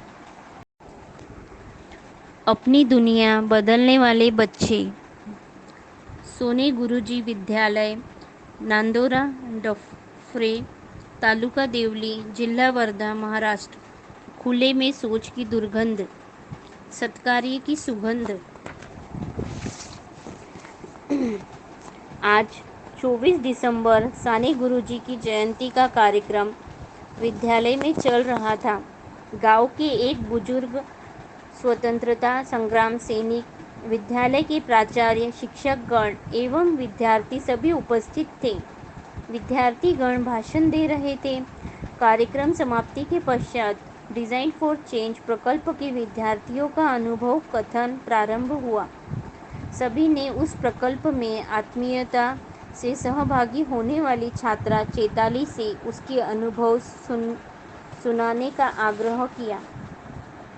माइक के सामने खड़ी होकर वह बड़े उत्साह से बोलने लगी, लेकिन थोड़ी ही देर में उसका स्वर पलट गया। वह कहने लगी कि गांव में चंदा मांगते समय लोग टाल मटोल करते हुए किस तरह उपेक्षा से बोलते हैं। यह कहते कहते उसकी आंखों से आंसू झरने लगे। अरे क्या हो गया? ऐसा कहा तो कहाँ होगा। इस तरह की बातों से मन दुखी नहीं करना चाहिए। सभी लोग उसे समझा रहे थे। उसी बीच वह चुपचाप आकर अपनी जगह पर बैठ गई। उसके साथ ही वहाँ एकत्रित सभी लोग पिछले वर्ष की यादों में डूब गए। साने गुरुजी विद्यालय गांव से थोड़ी दूरी पर है। इस कारण उधर जाने वाले रास्ते का उपयोग ग्रामीण खुले में शौच के लिए करते थे। उस पूरे रास्ते पर विद्यालय के समीप से जाने वाली पगडंडी की दोनों ओर, यहाँ तक कि विद्यालय के रसोई घर के बाहर आसपास तक भी लोग गंदगी करते थे। उस भयानक गंदगी और दुर्गंध से पढ़ाई करना कठिन था। फिर वहाँ भोजन करना कैसे अच्छा लगता। सुबह विद्यालय आते समय तो आँखों से वह भद्दा दृश्य भी देखना पड़ता था। विद्यालय में डिज़ाइन फॉर चेंज के लोगों से बातचीत के बाद सभी ने विद्यालय परिसर की स्वच्छता तथा बाड़ लगाने जैसे कार्यों की इच्छा जताई।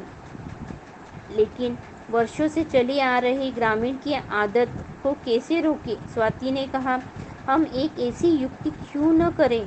कोई ग्रामीण उस कार्य हेतु इधर आता दिखते ही फूलों का हार लेकर दौड़ते हुए उसके पास जाकर उसका स्वागत किया जाए। सब हंसने लगे। बाद में 7वीं कक्षा के सुभाष ने कहा, हम क्यों न गांव वालों को पटेल के खेत के पार की फरती झाड़ झंकड़ वाली जमीन को फूले में शौच करने के लिए उपयोग में लाने के लिए कहें। लेकिन पटेल को यह पसंद नहीं आएगा। अविनाश बोला, उसकी अपेक्षा नहीं। उस पर एक नाली खोद दी जाए। अरे वहाँ तक जाएगा कौन। और लोगों को क्या सिर्फ इधर से उधर जगह बदलने के लिए कहे। उन्हें शौचालय में जाने की आदत डालनी चाहिए। लेकिन गांव में शौचालय है कहाँ। नहीं है तो बनाने पड़ेंगे। अरे बाप रे, यह तो बड़ा कठिन काम होगा। इस पर और भी चर्चा हुई। गांव वालों के लिए शौचालय बनवा दे और उसमें जाने की उसमें आदत डाली जाए, यही अंतिम उपाय है। लेकिन इतने सारे लोगों को शौचालय बनाकर कौन देगा और कैसे।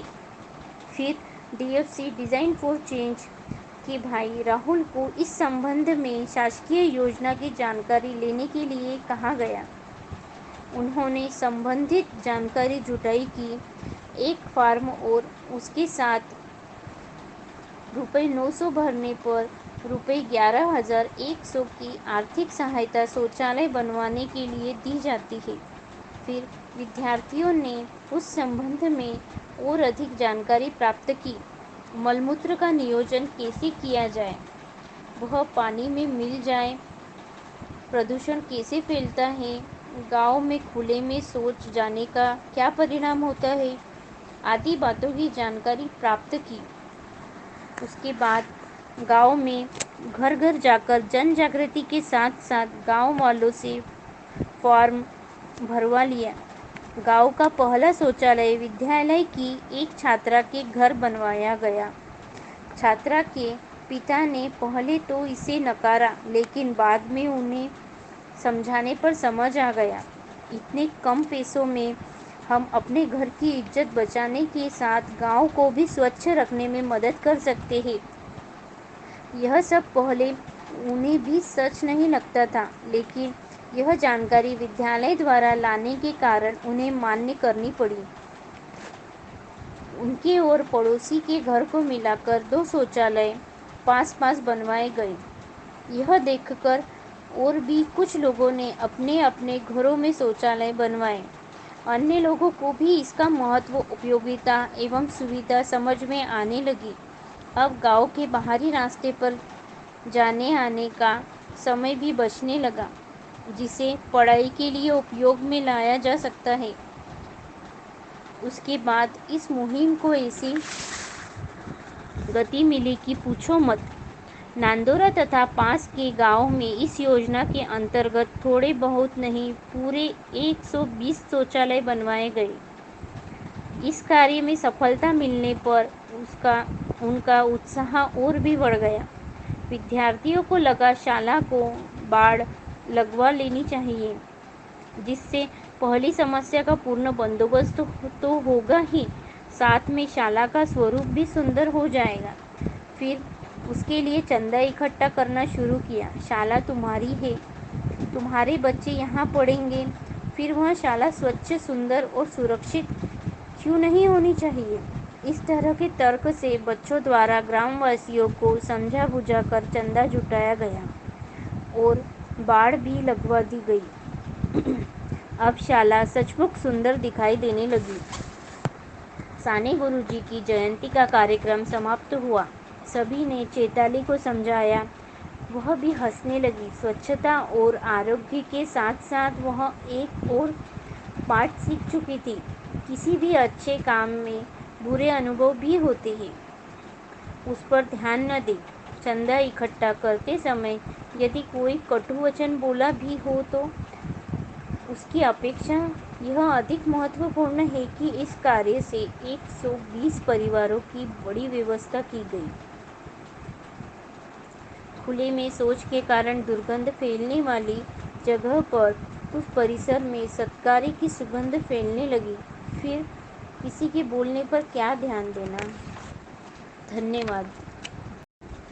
अपनी दुनिया बदलने वाले बच्चे। इंदिरा हाई स्कूल, भानखेड़ा, तालुका जिला वर्धा, महाराष्ट्र। शाला सजने लगी, विद्यार्थी हंसने लगे। भानखेड़ा करीब 200 घरों का गांव है। पास पड़ोस के रायफुली, मानगांव, धानोरा, उजई और गोजी गांव के बच्चे भी भानखेड़ा गांव की शाला में पढ़ते हैं। विद्यालय की कक्षाएं चल रही थी। शिक्षक मन लगाकर पढ़ा रहे थे। विद्यार्थी भी मन लगाकर पढ़ रहे थे। विद्यालय के बाहरी रास्ते से पड़ोसी गांव के 2 मित्र जोर जोर से गप्पे हाँकते हुए जा रहे थे। शाला में बाड़ न रहने के कारण शाला की कक्षा से सटी हुई दीवार से लगे हुए शॉर्टकट रास्ते से वे जा रहे थे। उनका जोर जोर से बोलना, बीच में रुक रुक कर जोरों से हंसना, किसी को गाली गलौज करना, सब बिंदास चल रहा था। शिक्षक और विद्यार्थियों ने प्रथमतः उनके बोलने पर ध्यान नहीं दिया। कुछ देर बाद उन्हें जाकर समझाया, लेकिन उन पर इसका कोई प्रभाव नहीं पड़ा। उनके जाने के बाद थोड़ी देर में 3-4 लोग और आए तथा आपस में झगड़ने लगे। उनके वाद विवाद और जोर जोर की आवाज़ के कारण बच्चों की पढ़ाई का बहुत नुकसान हुआ। दूसरा प्रसंग, कक्षा में गुरुजी नक्शा दिखा रहे थे। पड़ोसी गांव के कुछ लड़के अपने जानवरों को चराने के लिए ले जा रहे थे। जानवरों के गले की घंटियां टन टन बज रही थी। इसी बीच विद्यार्थियों को कक्षा में दिखाए जा रहे नक्शे को उन लड़कों ने देखा। वे लड़के खिड़की के पास आकर आश्चर्यचकित हो खिड़की से झांक झांक कर नक्शा देखने लगे। वे अपना काम भूल गए। जानवर स्कूलों में लगे फूल पौधे खाने लगे। एक बछड़ा प्रयोगशाला में घुस गया। सभी और अफरा तफरी मच गई। अंत में मुख्याध्यापक को अपने कक्ष से बाहर आकर स्थिति पर नियंत्रण करना पड़ा। उस दिन छुट्टी के बाद मंगेश, श्रद्धा, पल्लवी और शेखर एक साथ घर जा रहे थे। बाप रे, आज कितने समय तक चलती रही वह गड़बड़। उस दिन भी कुछ लड़के शाला से गुजरते समय कक्षा की खिड़कियां बजाते हुए जा रहे थे और एक बार विद्यालय का पूर्व छात्र साइलेंसर निकले हुए स्कूटर से फट-फट करते हुए चक्कर लगा रहा था। मुझे तो उस पर बहुत गुस्सा आया। उस समय पढ़ाया गया गणित मुझे अभी तक समझ में नहीं आया। श्रद्धा ने कहा। वीणा ने कहा, ठीक है, मैं समझा दूंगी। तुम तो समझा दोगे, लेकिन अपनी यह रोज रोज की तकलीफ कैसे कम होगी। हाँ, यह भी सच है। शहर की शालाओं को बाढ़ होती है, कंपाउंड होता है, जिसके कारण वे कितनी अच्छी दिखाई देती है। अपनी शाला को न रंग न रूप। हमने यदि कुछ पौधे लगाए भी तो उसे जानवर खा जाते हैं। मैदान है, लेकिन वह भी उबड़ खाबड़। उसकी भी मिट्टी नाले में बह जाती है। प्रार्थना के लिए जैसी तैसी थोड़ी जगह बचा रखी है, लेकिन खेल स्पर्धा, टूर्नामेंट हो ही नहीं सकते। संयोग से दूसरे ही दिन डिज़ाइन फॉर चेंज के कार्यकर्ता शाला में आए। उन्होंने पहले की शालाओं में विद्यार्थियों द्वारा किए गए कार्यों की वीडियो क्लिप्स दिखाई। तुम्हें कौन सा कार्य करना है? तुम्हारी क्या समस्याएं हैं? उन्होंने पूछा। शाला कंपाउंड को बाड़ लगाना है, आरती ने कहा। नहीं, उसकी अपेक्षा रंग रोगन और सुशोभित करेंगे, मिहिर ने कहा। कोई एक विषय चुनिए। लेकिन विद्यार्थियों ने सभी करने का तय किया और प्रकल्प को नाम दिया शाला का सौंदर्यीकरण। 8वीं के विद्यार्थियों ने प्रकल्प की शुरुआत की। उन्होंने ऊपरी तथा निचली कक्षा के विद्यार्थियों को इनमें शामिल कर लिया। सभी ने अपना अपना चंदा इकट्ठा किया। विद्यार्थियों का उत्साह और आत्मविश्वास देखकर शिक्षकों को बहुत ही खुशी हुई। विद्यार्थी पढ़ाई कर अच्छे अंक तो पाते ही हैं, लेकिन मात्र पुस्तक की ज्ञान परिपूर्ण नहीं। इसलिए उन्होंने भी बच्चों को चंदा दिया। बच्चों ने कार्य शुरू किया। विद्यालय के पास से जाने वाले लोग देखने लगे। इस ओर उनका ध्यान गया। इकट्ठा किए गए पैसों की समाप्ति के बाद बच्चों ने गांव वालों से चंदा एकत्रित किया। काम जोरों से आगे बढ़ता रहा। नाले की मिट्टी निकाल कर कठिन था। जेसीबी द्वारा वह सरल हो सकता है, लेकिन वह लाए कहाँ से? दिव्या को तरकीब सूझी। उसने कहा, अपने गांव का जो संजय है, वह उसके पास जेसीबी है। वह इसी शाला का छात्र है, क्या उससे पूछा जाए? तरकीब तो अच्छी है। संजय से पूछने पर उसने कहा, शाला के काम के लिए बेहिचक मेरा जेसीबी ले जाइए।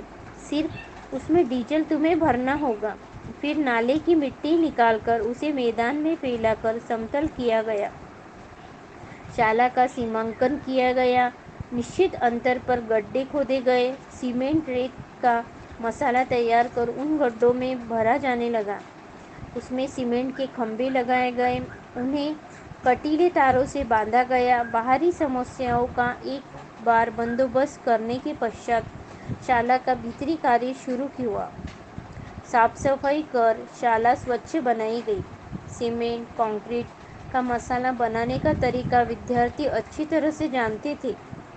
उस मसाले से दीवारों की दरारों में भर दी गई। उखड़ी हुई दीवारों पर प्लास्टर किया गया। कुछ 70,000 रुपये का कार्य हुआ। फिर रंग रोगन के साथ इंदिरा हाई स्कूल नाम के अक्षर दर्शनी भाग पर झलकने लगे। फूल पौधे लगाकर शाला की शोभा बढ़ाई गई। अब शाला बहुत सुंदर दिखती है। यदि आप उधर जाते हैं तो शाला को जरूर देखें। मेरे विद्यार्थी मुझे कितनी अच्छी तरह से रखते हैं, ऐसा वह बड़े स्वाभिमान से कहेगी। धन्यवाद। अपनी दुनिया बदलने वाले बच्चे। सोने गुरुजी विद्यालय, नांदोरा डफरे, तालुका देवली, जिला वर्धा, महाराष्ट्र।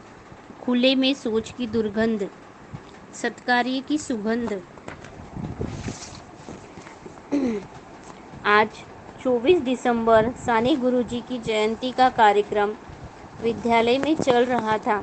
गांव के एक बुजुर्ग स्वतंत्रता संग्राम सैनिक, विद्यालय के प्राचार्य, शिक्षकगण एवं विद्यार्थी सभी उपस्थित थे। विद्यार्थीगण भाषण दे रहे थे। कार्यक्रम समाप्ति के पश्चात डिज़ाइन फॉर चेंज प्रकल्प के विद्यार्थियों का अनुभव कथन प्रारंभ हुआ। सभी ने उस प्रकल्प में आत्मीयता से सहभागी होने वाली छात्रा चैताली से उसके अनुभव सुनाने का आग्रह किया। माइक के सामने खड़ी होकर वह बड़े उत्साह से बोलने लगी, लेकिन थोड़ी ही देर में उसका स्वर पलट गया। वह कहने लगी कि गांव में चंदा मांगते समय लोग टाल मटोल करते हुए किस तरह उपेक्षा से बोलते हैं। यह कहते कहते उसकी आंखों से आंसू झरने लगे। अरे क्या हो गया? ऐसा कहा तो कहाँ होगा? इस तरह की बातों से मन दुखी नहीं करना चाहिए। सभी लोग उसे समझा रहे थे। उसी बीच वह चुपचाप आकर अपनी जगह पर बैठ गई। उसके साथ ही वहाँ एकत्रित सभी लोग पिछले वर्ष की यादों में डूब गए। साने गुरुजी विद्यालय गांव से थोड़ी दूरी पर है। इस कारण उधर जाने वाले रास्ते का उपयोग ग्रामीण खुले में शौच के लिए करते थे। उस पूरे रास्ते पर विद्यालय के समीप से जाने वाली पगडंडी की दोनों ओर, यहाँ तक कि विद्यालय के रसोई घर के बाहर आसपास तक भी लोग गंदगी करते थे। उस भयानक गंदगी और दुर्गंध से पढ़ाई करना कठिन था। फिर वहाँ भोजन करना कैसे अच्छा लगता। सुबह विद्यालय आते समय तो आंखों से वह भद्दा दृश्य भी देखना पड़ता था। विद्यालय में डिज़ाइन फॉर चेंज के लोगों से बातचीत के बाद सभी ने विद्यालय परिसर की स्वच्छता तथा बाड़ लगाने जैसे कार्यों की इच्छा जताई। लेकिन वर्षों से चली आ रही ग्रामीण की आदत को कैसे रोके। स्वाति ने कहा, हम एक ऐसी युक्ति क्यों न करें। कोई ग्रामीण उस कार्य हेतु इधर आता दिखते ही फूलों का हार लेकर दौड़ते हुए उसके पास जाकर उसका स्वागत किया जाए। सब हंसने लगे। बाद में 7वीं कक्षा के सुभाष ने कहा, हम क्यों न गांव वालों को पटेल के खेत के पार की परती झाड़ झंकड़ वाली जमीन को खुले में शौच करने के लिए उपयोग में लाने के लिए कहें। लेकिन पटेल को यह पसंद नहीं आएगा। अविनाश बोला, उसकी अपेक्षा नहीं। उस पर एक नाली खोद दी जाए। अरे वहाँ तक जाएगा कौन। और लोगों को क्या सिर्फ इधर से उधर जगह बदलने के लिए कहे। उन्हें शौचालय में जाने की आदत डालनी चाहिए। लेकिन गांव में शौचालय है कहाँ। नहीं है तो बनाने पड़ेंगे। अरे बाप रे, यह तो बड़ा कठिन काम होगा। इस पर और भी चर्चा हुई। गांव वालों के लिए शौचालय बनवा दे और उसमें जाने की उसमें आदत डाली जाए, यही अंतिम उपाय है। लेकिन इतने सारे लोगों को शौचालय बनाकर कौन देगा और कैसे। फिर डीएफसी डिज़ाइन फॉर चेंज के भाई राहुल को इस संबंध में शासकीय योजना की जानकारी लेने के लिए कहा गया। उन्होंने संबंधित जानकारी जुटाई कि एक फार्म और उसके साथ रुपये 900 भरने पर रुपये 11,100 की आर्थिक सहायता शौचालय बनवाने के लिए दी जाती है।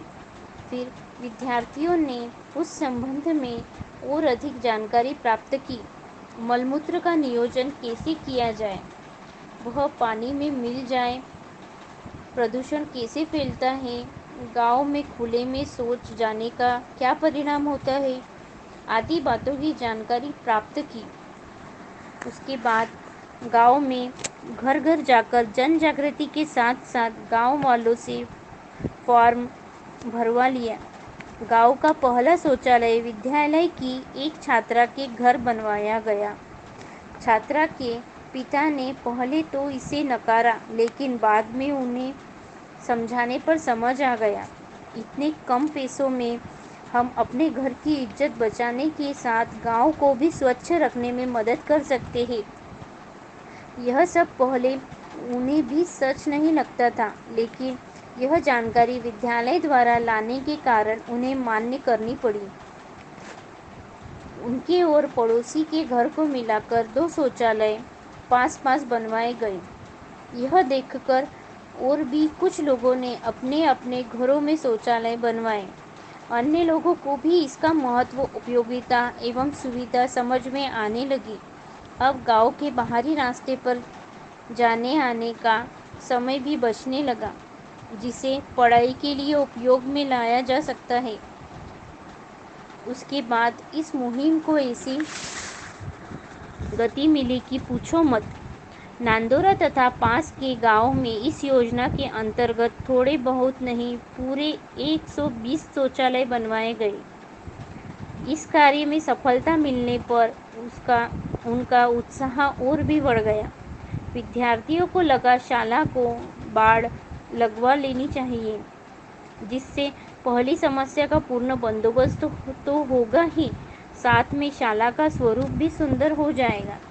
फिर उसके लिए चंदा इकट्ठा करना शुरू किया। शाला तुम्हारी है, तुम्हारे बच्चे यहाँ पढ़ेंगे, फिर वह शाला स्वच्छ, सुंदर और सुरक्षित क्यों नहीं होनी चाहिए? इस तरह के तर्क से बच्चों द्वारा ग्रामवासियों को समझा बुझा कर चंदा जुटाया गया और बाड़ भी लगवा दी गई। अब शाला सचमुच सुंदर दिखाई देने लगी। साने गुरुजी की जयंती का कार्यक्रम समाप्त हुआ। सभी ने चैताली को समझाया, वह भी हंसने लगी। स्वच्छता और आरोग्य के साथ साथ वह एक और पाठ सीख चुकी थी, किसी भी अच्छे काम में बुरे अनुभव भी होते हैं, उस पर ध्यान न दे। चंदा इकट्ठा करते समय यदि कोई कटु वचन बोला भी हो तो उसकी अपेक्षा यह अधिक महत्वपूर्ण है कि इस कार्य से 120 परिवारों की बड़ी व्यवस्था की गई। खुले में शौच के कारण दुर्गंध फैलने वाली जगह पर उस परिसर में सत्कार्य की सुगंध फैलने लगी। फिर किसी के बोलने पर क्या ध्यान देना। धन्यवाद। अपनी दुनिया बदलने वाले बच्चे। Saint John's high school, Borgaon, Meghe taluka, जिला वर्धा, महाराष्ट्र। पत्थर तोड़ने को हथौड़ा नहीं, दिमाग चाहिए। सिंधी मेघे स्थित सेंट जॉन्स हाई स्कूल बच्चों की प्रिय और प्रसिद्ध शाला थी, जिसे किसी कारणवश पड़ोस के बोरगांव मेघे में स्थानांतरित कर दिया गया। शाला के प्राचार्य, शिक्षक, कर्मचारी सभी वही थे, बस गांव नया था। वैसे यह गांव विद्यार्थियों को पसंद आया, लेकिन यहाँ खेल का मैदान नहीं था, जिसके कारण बच्चे थोड़े निराश थे। पहले की शाला में रोज उन्हें खेलने को मिलता। पहली पार्टी के कुछ लोगों ने पहले खेल में दूसरे दल पर विजय प्राप्त की थी। यहाँ मैदान न होने से उसे वसूल कैसे किया जाए। इसके अतिरिक्त पीटी, दौड़ का अभ्यास, मध्यावकाश के गप्पे, खो खो, कबड्डी की स्पर्धाएं, छोटी मोटी स्पर्धाएं या कुश्ती, मस्ती आदि, इन सब के लिए मैदान तो चाहिए ही। वैसे शाला के पास ही खेती बाड़ी की थोड़ी जमीन थी, लेकिन वह गांव की थी। विद्यालय को कौन देगा। एक दिन प्राचार्य संचालकों से मिलने जाने वाले थे। उसी समय विद्यार्थियों ने भी वहां जाना तय किया। शाला का एक शिष्टमंडल प्राचार्य के साथ संचालक के घर गया। सर, हम श्रमदान करेंगे।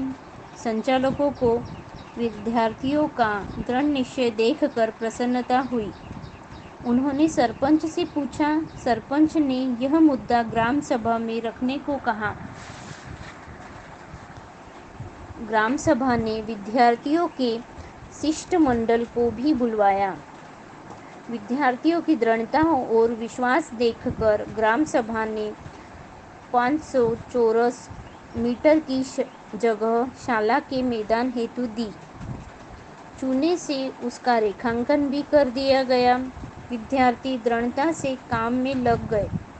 पहले कूड़ा कचरा चुनकर, घास निकालकर पूरी जगह साफ सुथरी की गई। नल से बाल्टी भर पानी का छिड़काव किया गया। तब जाकर बच्चों को वहाँ की ऊंची नीची जगह का अंदाज़ा लगा। उसे समतल करना ज़रूरी था। मिट्टी में दबे हुए कंकड़ पत्थर निकालने थे। 3 बड़े बड़े पेड़, 5-6 झाड़ियाँ भी उसी मैदान में थी। विद्यार्थियों ने उस दिन काम रोक दिया। दूसरे दिन फिर बैठक की। पत्थर तोड़ने वाले का बेटा बंडू उठकर खड़ा हुआ और पत्थर निकालकर उसे समतल करने की चुनौती को सबके सामने स्वीकार किया। अरे, तुम वहाँ क्या करने वाले हो? हम सब ने कल बहुत प्रयत्न किए, यह तुम जानते ही हो। लेकिन बंडू घर से निश्चय करके निकला था। अब वह कुछ भी सुनने को तैयार नहीं था। अब आप ही देखो मैं क्या करता हूँ। पत्थर तोड़ने के लिए हथौड़ा नहीं, दिमाग की ज़रूरत होती है। बंडू गैरेज से कार का एक खराब टायर ले आया। फिर युक्ति से टायर को पत्थर में फंसा दिया और टायर को सुलगा दिया। क्या कर रहे हो तुम? यह बच्चों को अभी भी उसकी युक्ति समझ में नहीं आ रही थी। कुछ समय सन्नाटा छाया रहा। तत्पश्चात ठंडा पानी लाया और आग में तपे उस पत्थर को लगातार छिड़कने लगा।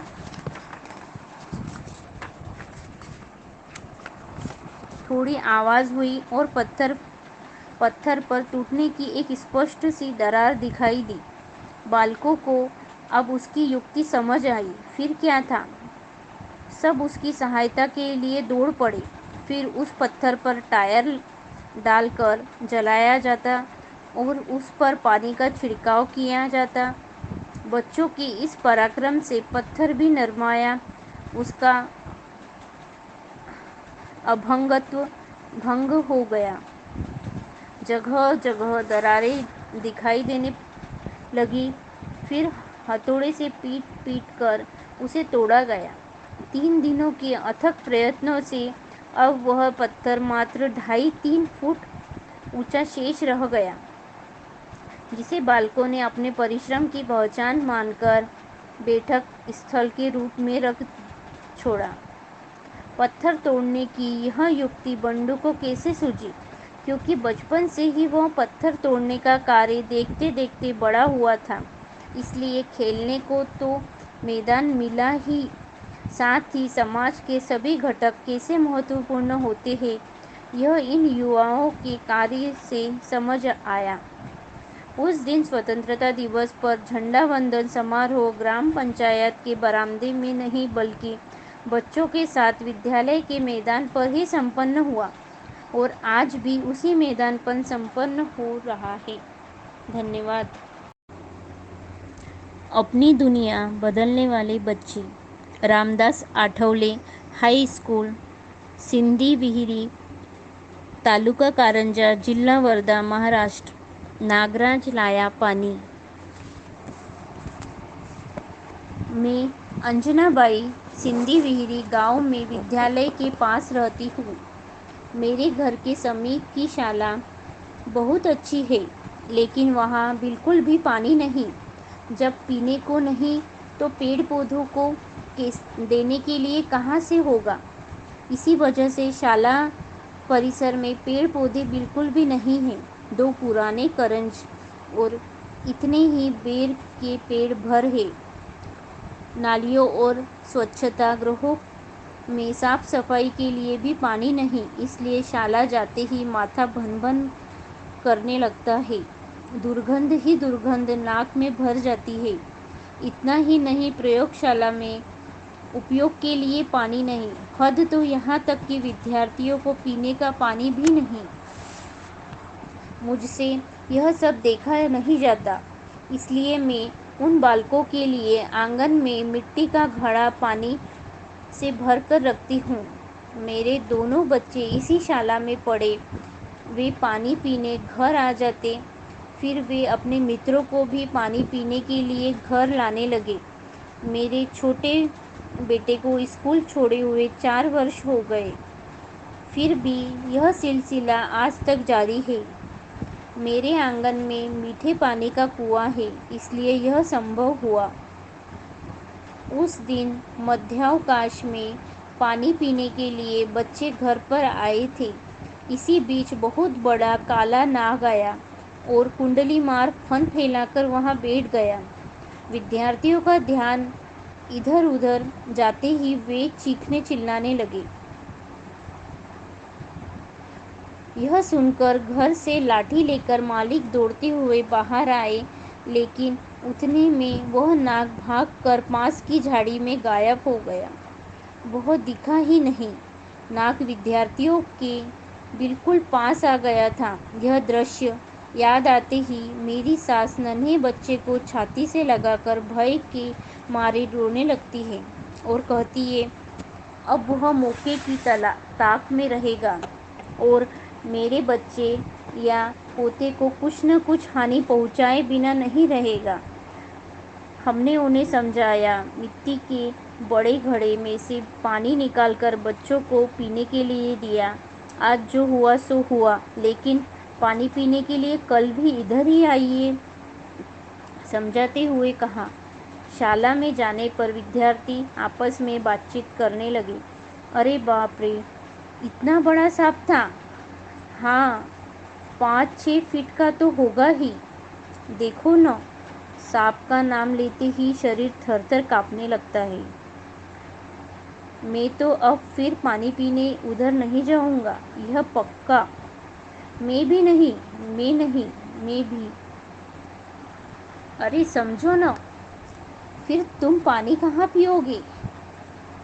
अपनी शाला में कोई एक कुआं अपनी शाला के पास, उसके लिए इतनी रकम नहीं, ऐसा मुख्याध्यापक ने कितनी ही बार कहा है। विगत माह की सभा में भी इस विषय पर चर्चा हुई थी। तब भी संस्था के अध्यक्ष ने यही कहा था, सांप मौके की ताक में हमेशा रहता है। यह तुमसे किसने कहा?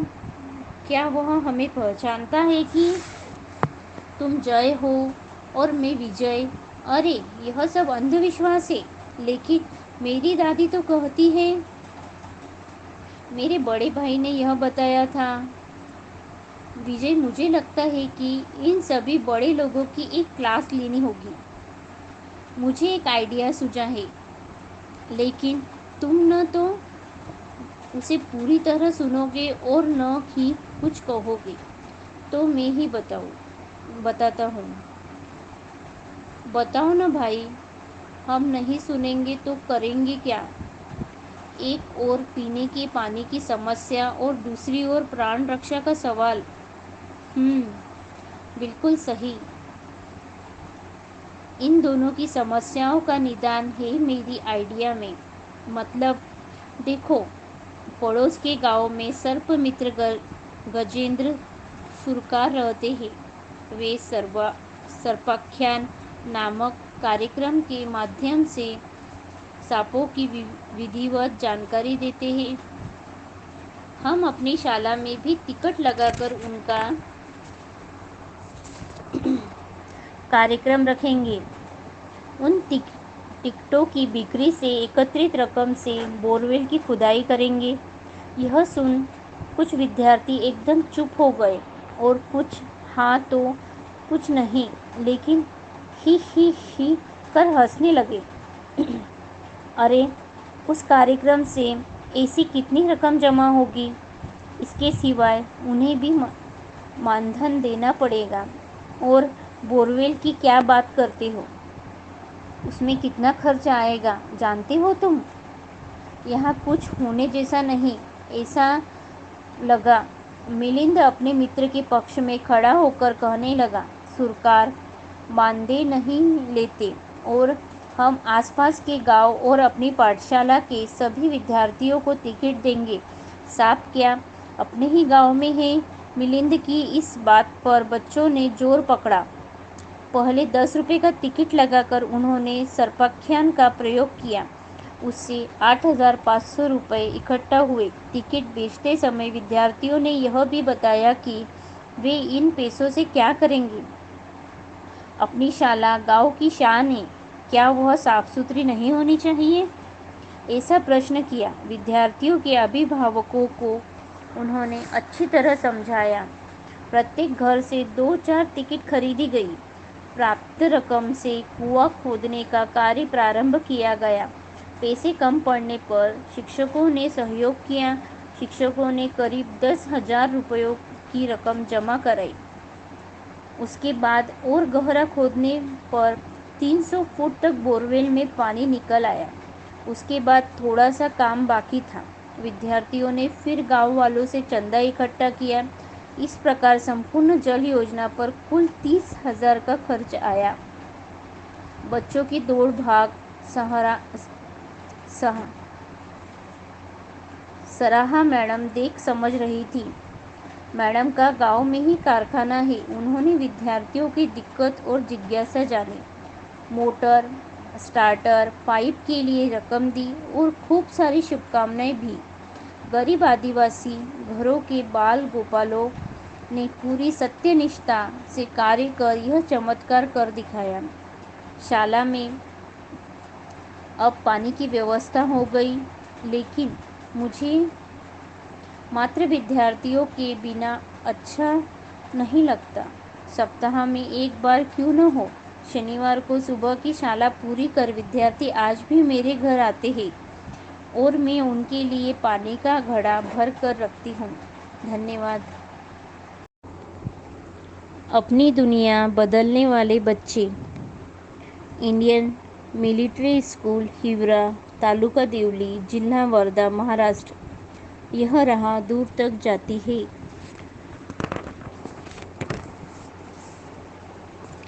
6 मई परीक्षा का पहला दिन था। पाठशाला की घंटी बजी। 2-3 विद्यार्थी दौड़ते दौड़ते पहुंचे, लेकिन तब तक प्रार्थना शुरू होने के कारण उन्हें बाहर की कतार में खड़ा रखा गया। तभी एक शिक्षक को ध्यान आया कि उनमें से 2 विद्यार्थियों के घुटनों में और टखनों में भी चोट आई है। वे उदास चेहरे लिए खड़े थे। प्रार्थना समाप्ति तक किसी को वहां से हिलना डुलना नहीं था। प्रथमोपचार की पेटी कार्यालय के कपाट में थी। शाला का अनुशासन ही कठोर था। आखिर वह मिलिट्री स्कूल जो था। छात्रों को प्रातः उठकर दौड़ लगानी पड़ती। मलखम, कुश्ती, तलवार के साथ ही लश्कर, कवायद, जूडो, कराटे आदि विद्यार्थियों की दिनचर्या का हिस्सा थे। सुबह शाम 1 से 1.5 घंटे का समय खेल का होता था। यह शाला मुख्य मार्ग से 1 किलोमीटर भीतर थी। वहां तक पक्का रास्ता तो था ही नहीं, लेकिन जो पगडंडी थी वह भी उबड़-खाबड़ थी, जिस पर बड़े-बड़े पत्थर पड़े थे। बीच-बीच में कटीली झाड़ियां और घास उगी हुई थी। साइकिल या मोटर से जाना कठिन ही था। इस रास्ते पर विद्यार्थी, शिक्षक या पालकों को चलने में बहुत तकलीफ थी। उस दिन दोनों विद्यार्थी उसी रास्ते पर गिरने से चोट लगकर आए थे। यह बात कक्षाध्यापक को तुरंत समझ में आ गई। प्रार्थना के बाद उनका प्राथमिक उपचार किया गया। एक शिक्षक की मोटरसाइकिल भी आते समय वहां पंचर हो गई। इस कारण एक कक्षा की परीक्षा शुरू होने में विलंब हुआ। दूसरे दिन विद्यार्थी शाला में आए। स्कूल कैप्टन हेमंत ने ऊंची आवाज में कहा, शाला में पहुंचने के लिए हमें अच्छा रास्ता चाहिए। मिलिंद ने कहा, इस रास्ते पर हमसे अब चला नहीं जाता।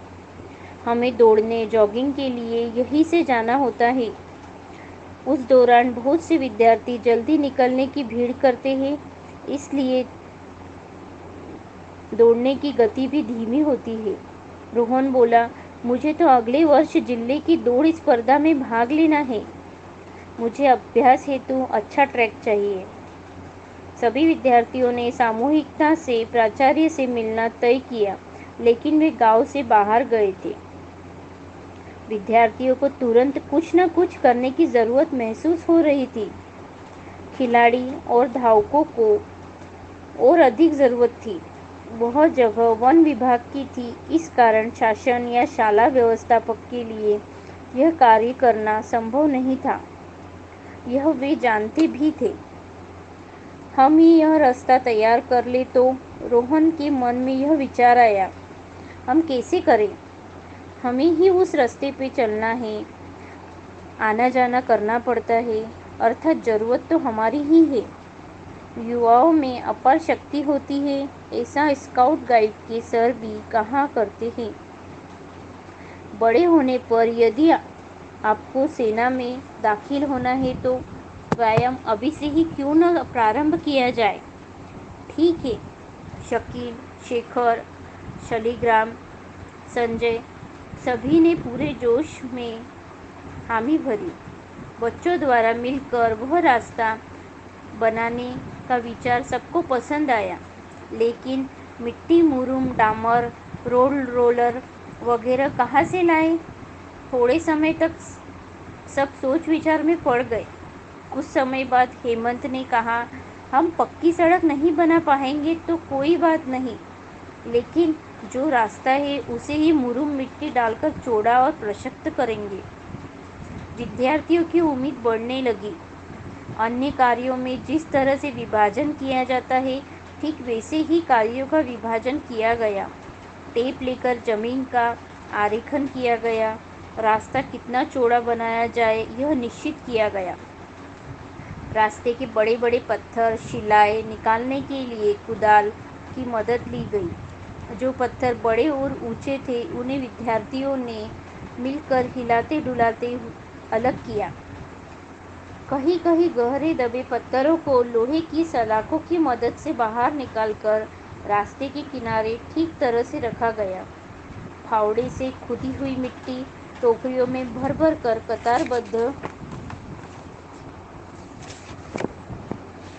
कतारबद्ध होकर एक दूसरे की मदद से रास्ते में गड्ढों में भर दिया गया। बाल्टियों से पानी लाकर उस पर छिड़काव किया। एक साधारण रोलर लाकर 4-6 विद्यार्थी मिलकर उसे सड़क पर चलाते रहे। इस तरह रास्ता समतल किया गया। इंडियन मिलिट्री स्कूल के शाला निवासी विद्यार्थियों ने एक छुट्टी के दिन सुबह 10 बजे कार्य शुरू किया। दोपहर के 4 बजे तक श्रम करते करते वे पसीने से तर हो गए थे। अब तक रास्ता केवल 22 मीटर बन पाया था।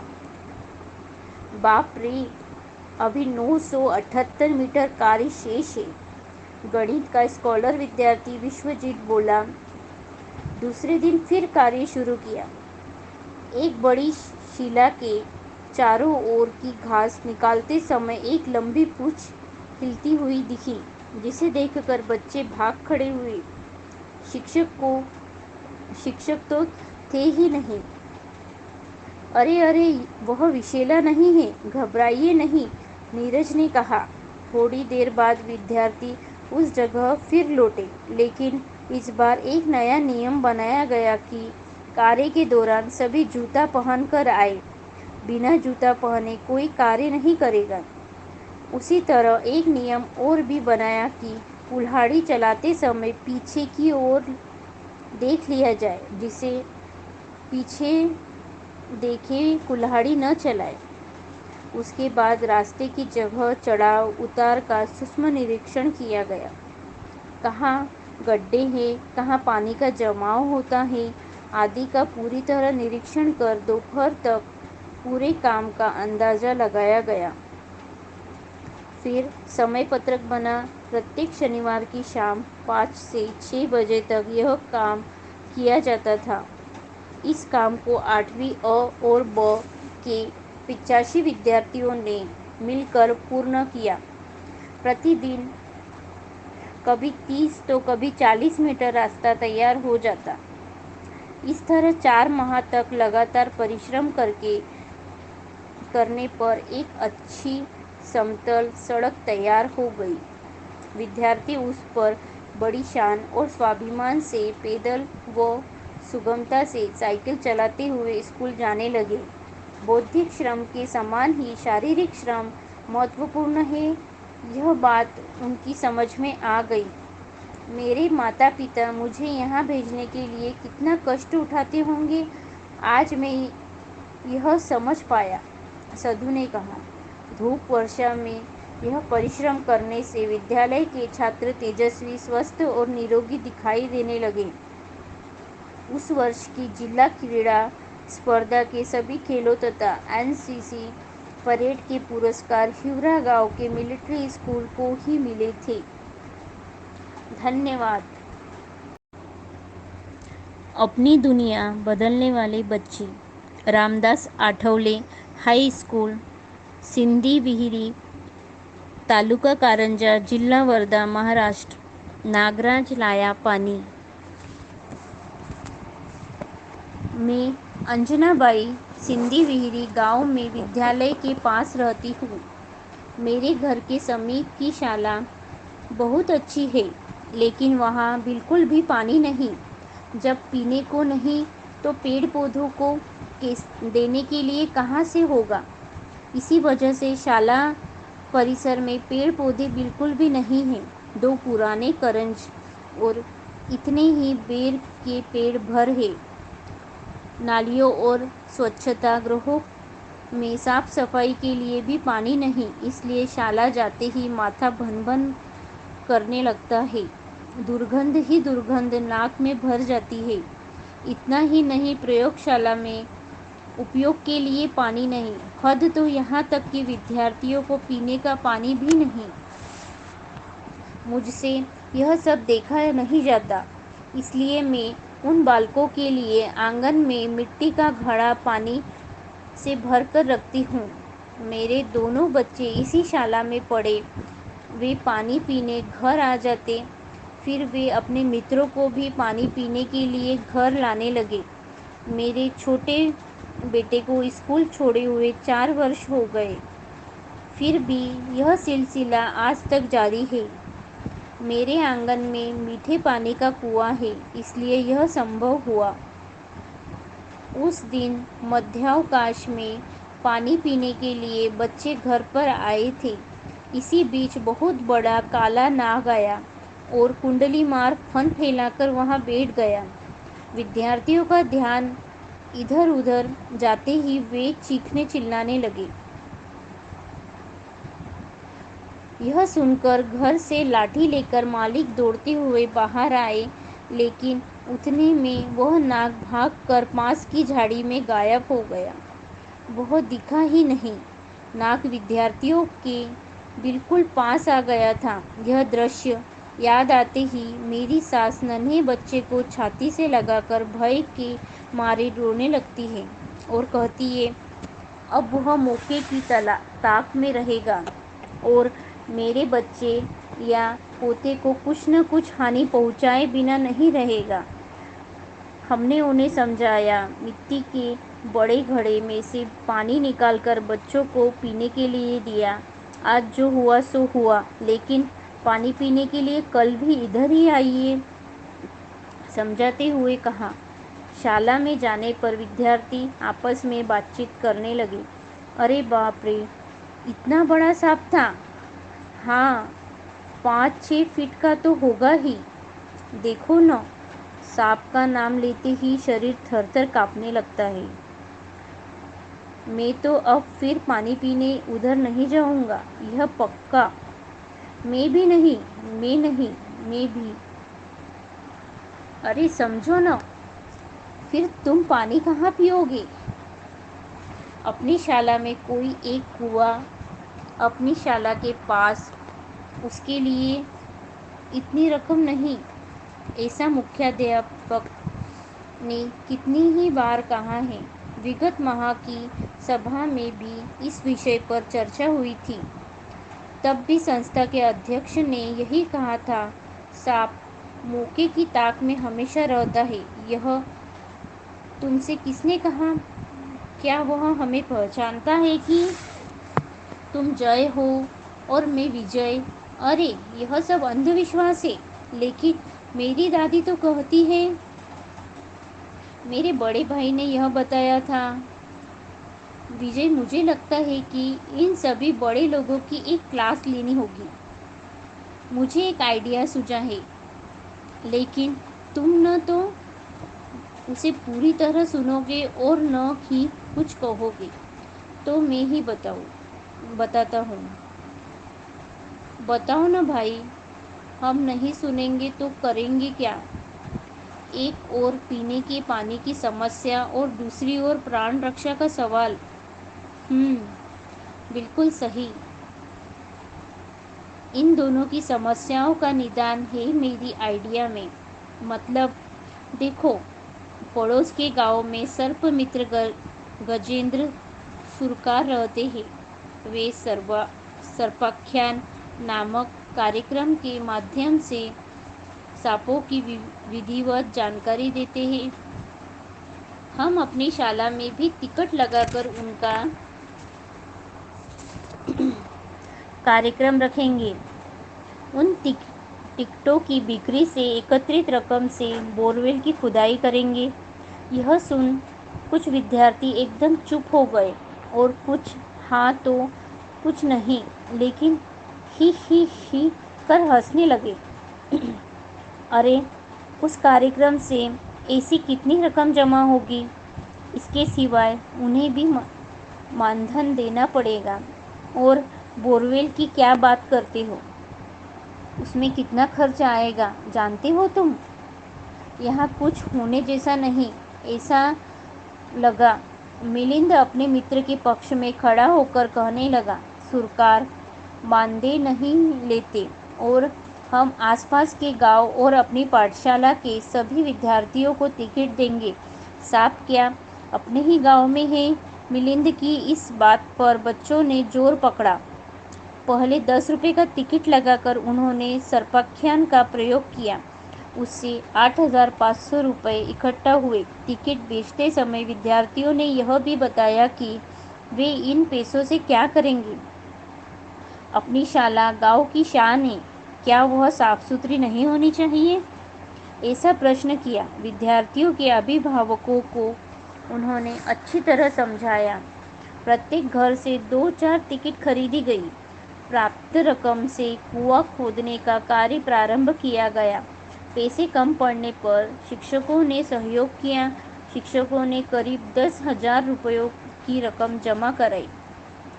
उसके बाद और गहरा खोदने पर 300 फुट तक बोरवेल में पानी निकल आया। उसके बाद थोड़ा सा काम बाकी था। विद्यार्थियों ने फिर गांव वालों से चंदा इकट्ठा किया। इस प्रकार संपूर्ण जल योजना पर कुल 30,000 का खर्च आया। बच्चों की दौड़ भाग सराहा मैडम देख समझ रही थी। मैडम का गांव में ही कारखाना है। उन्होंने विद्यार्थियों की दिक्कत और जिज्ञासा जानी। मोटर, स्टार्टर, पाइप के लिए रकम दी और खूब सारी शुभकामनाएं भी। गरीब आदिवासी घरों के बाल गोपालों ने पूरी सत्यनिष्ठा से कार्य कर यह चमत्कार कर दिखाया। शाला में अब पानी की व्यवस्था हो गई, लेकिन मुझे मात्र विद्यार्थियों के बिना अच्छा नहीं लगता। सप्ताह में एक बार क्यों न हो, शनिवार को सुबह की शाला पूरी कर विद्यार्थी आज भी मेरे घर आते हैं और मैं उनके लिए पानी का घड़ा भर कर रखती हूँ। धन्यवाद।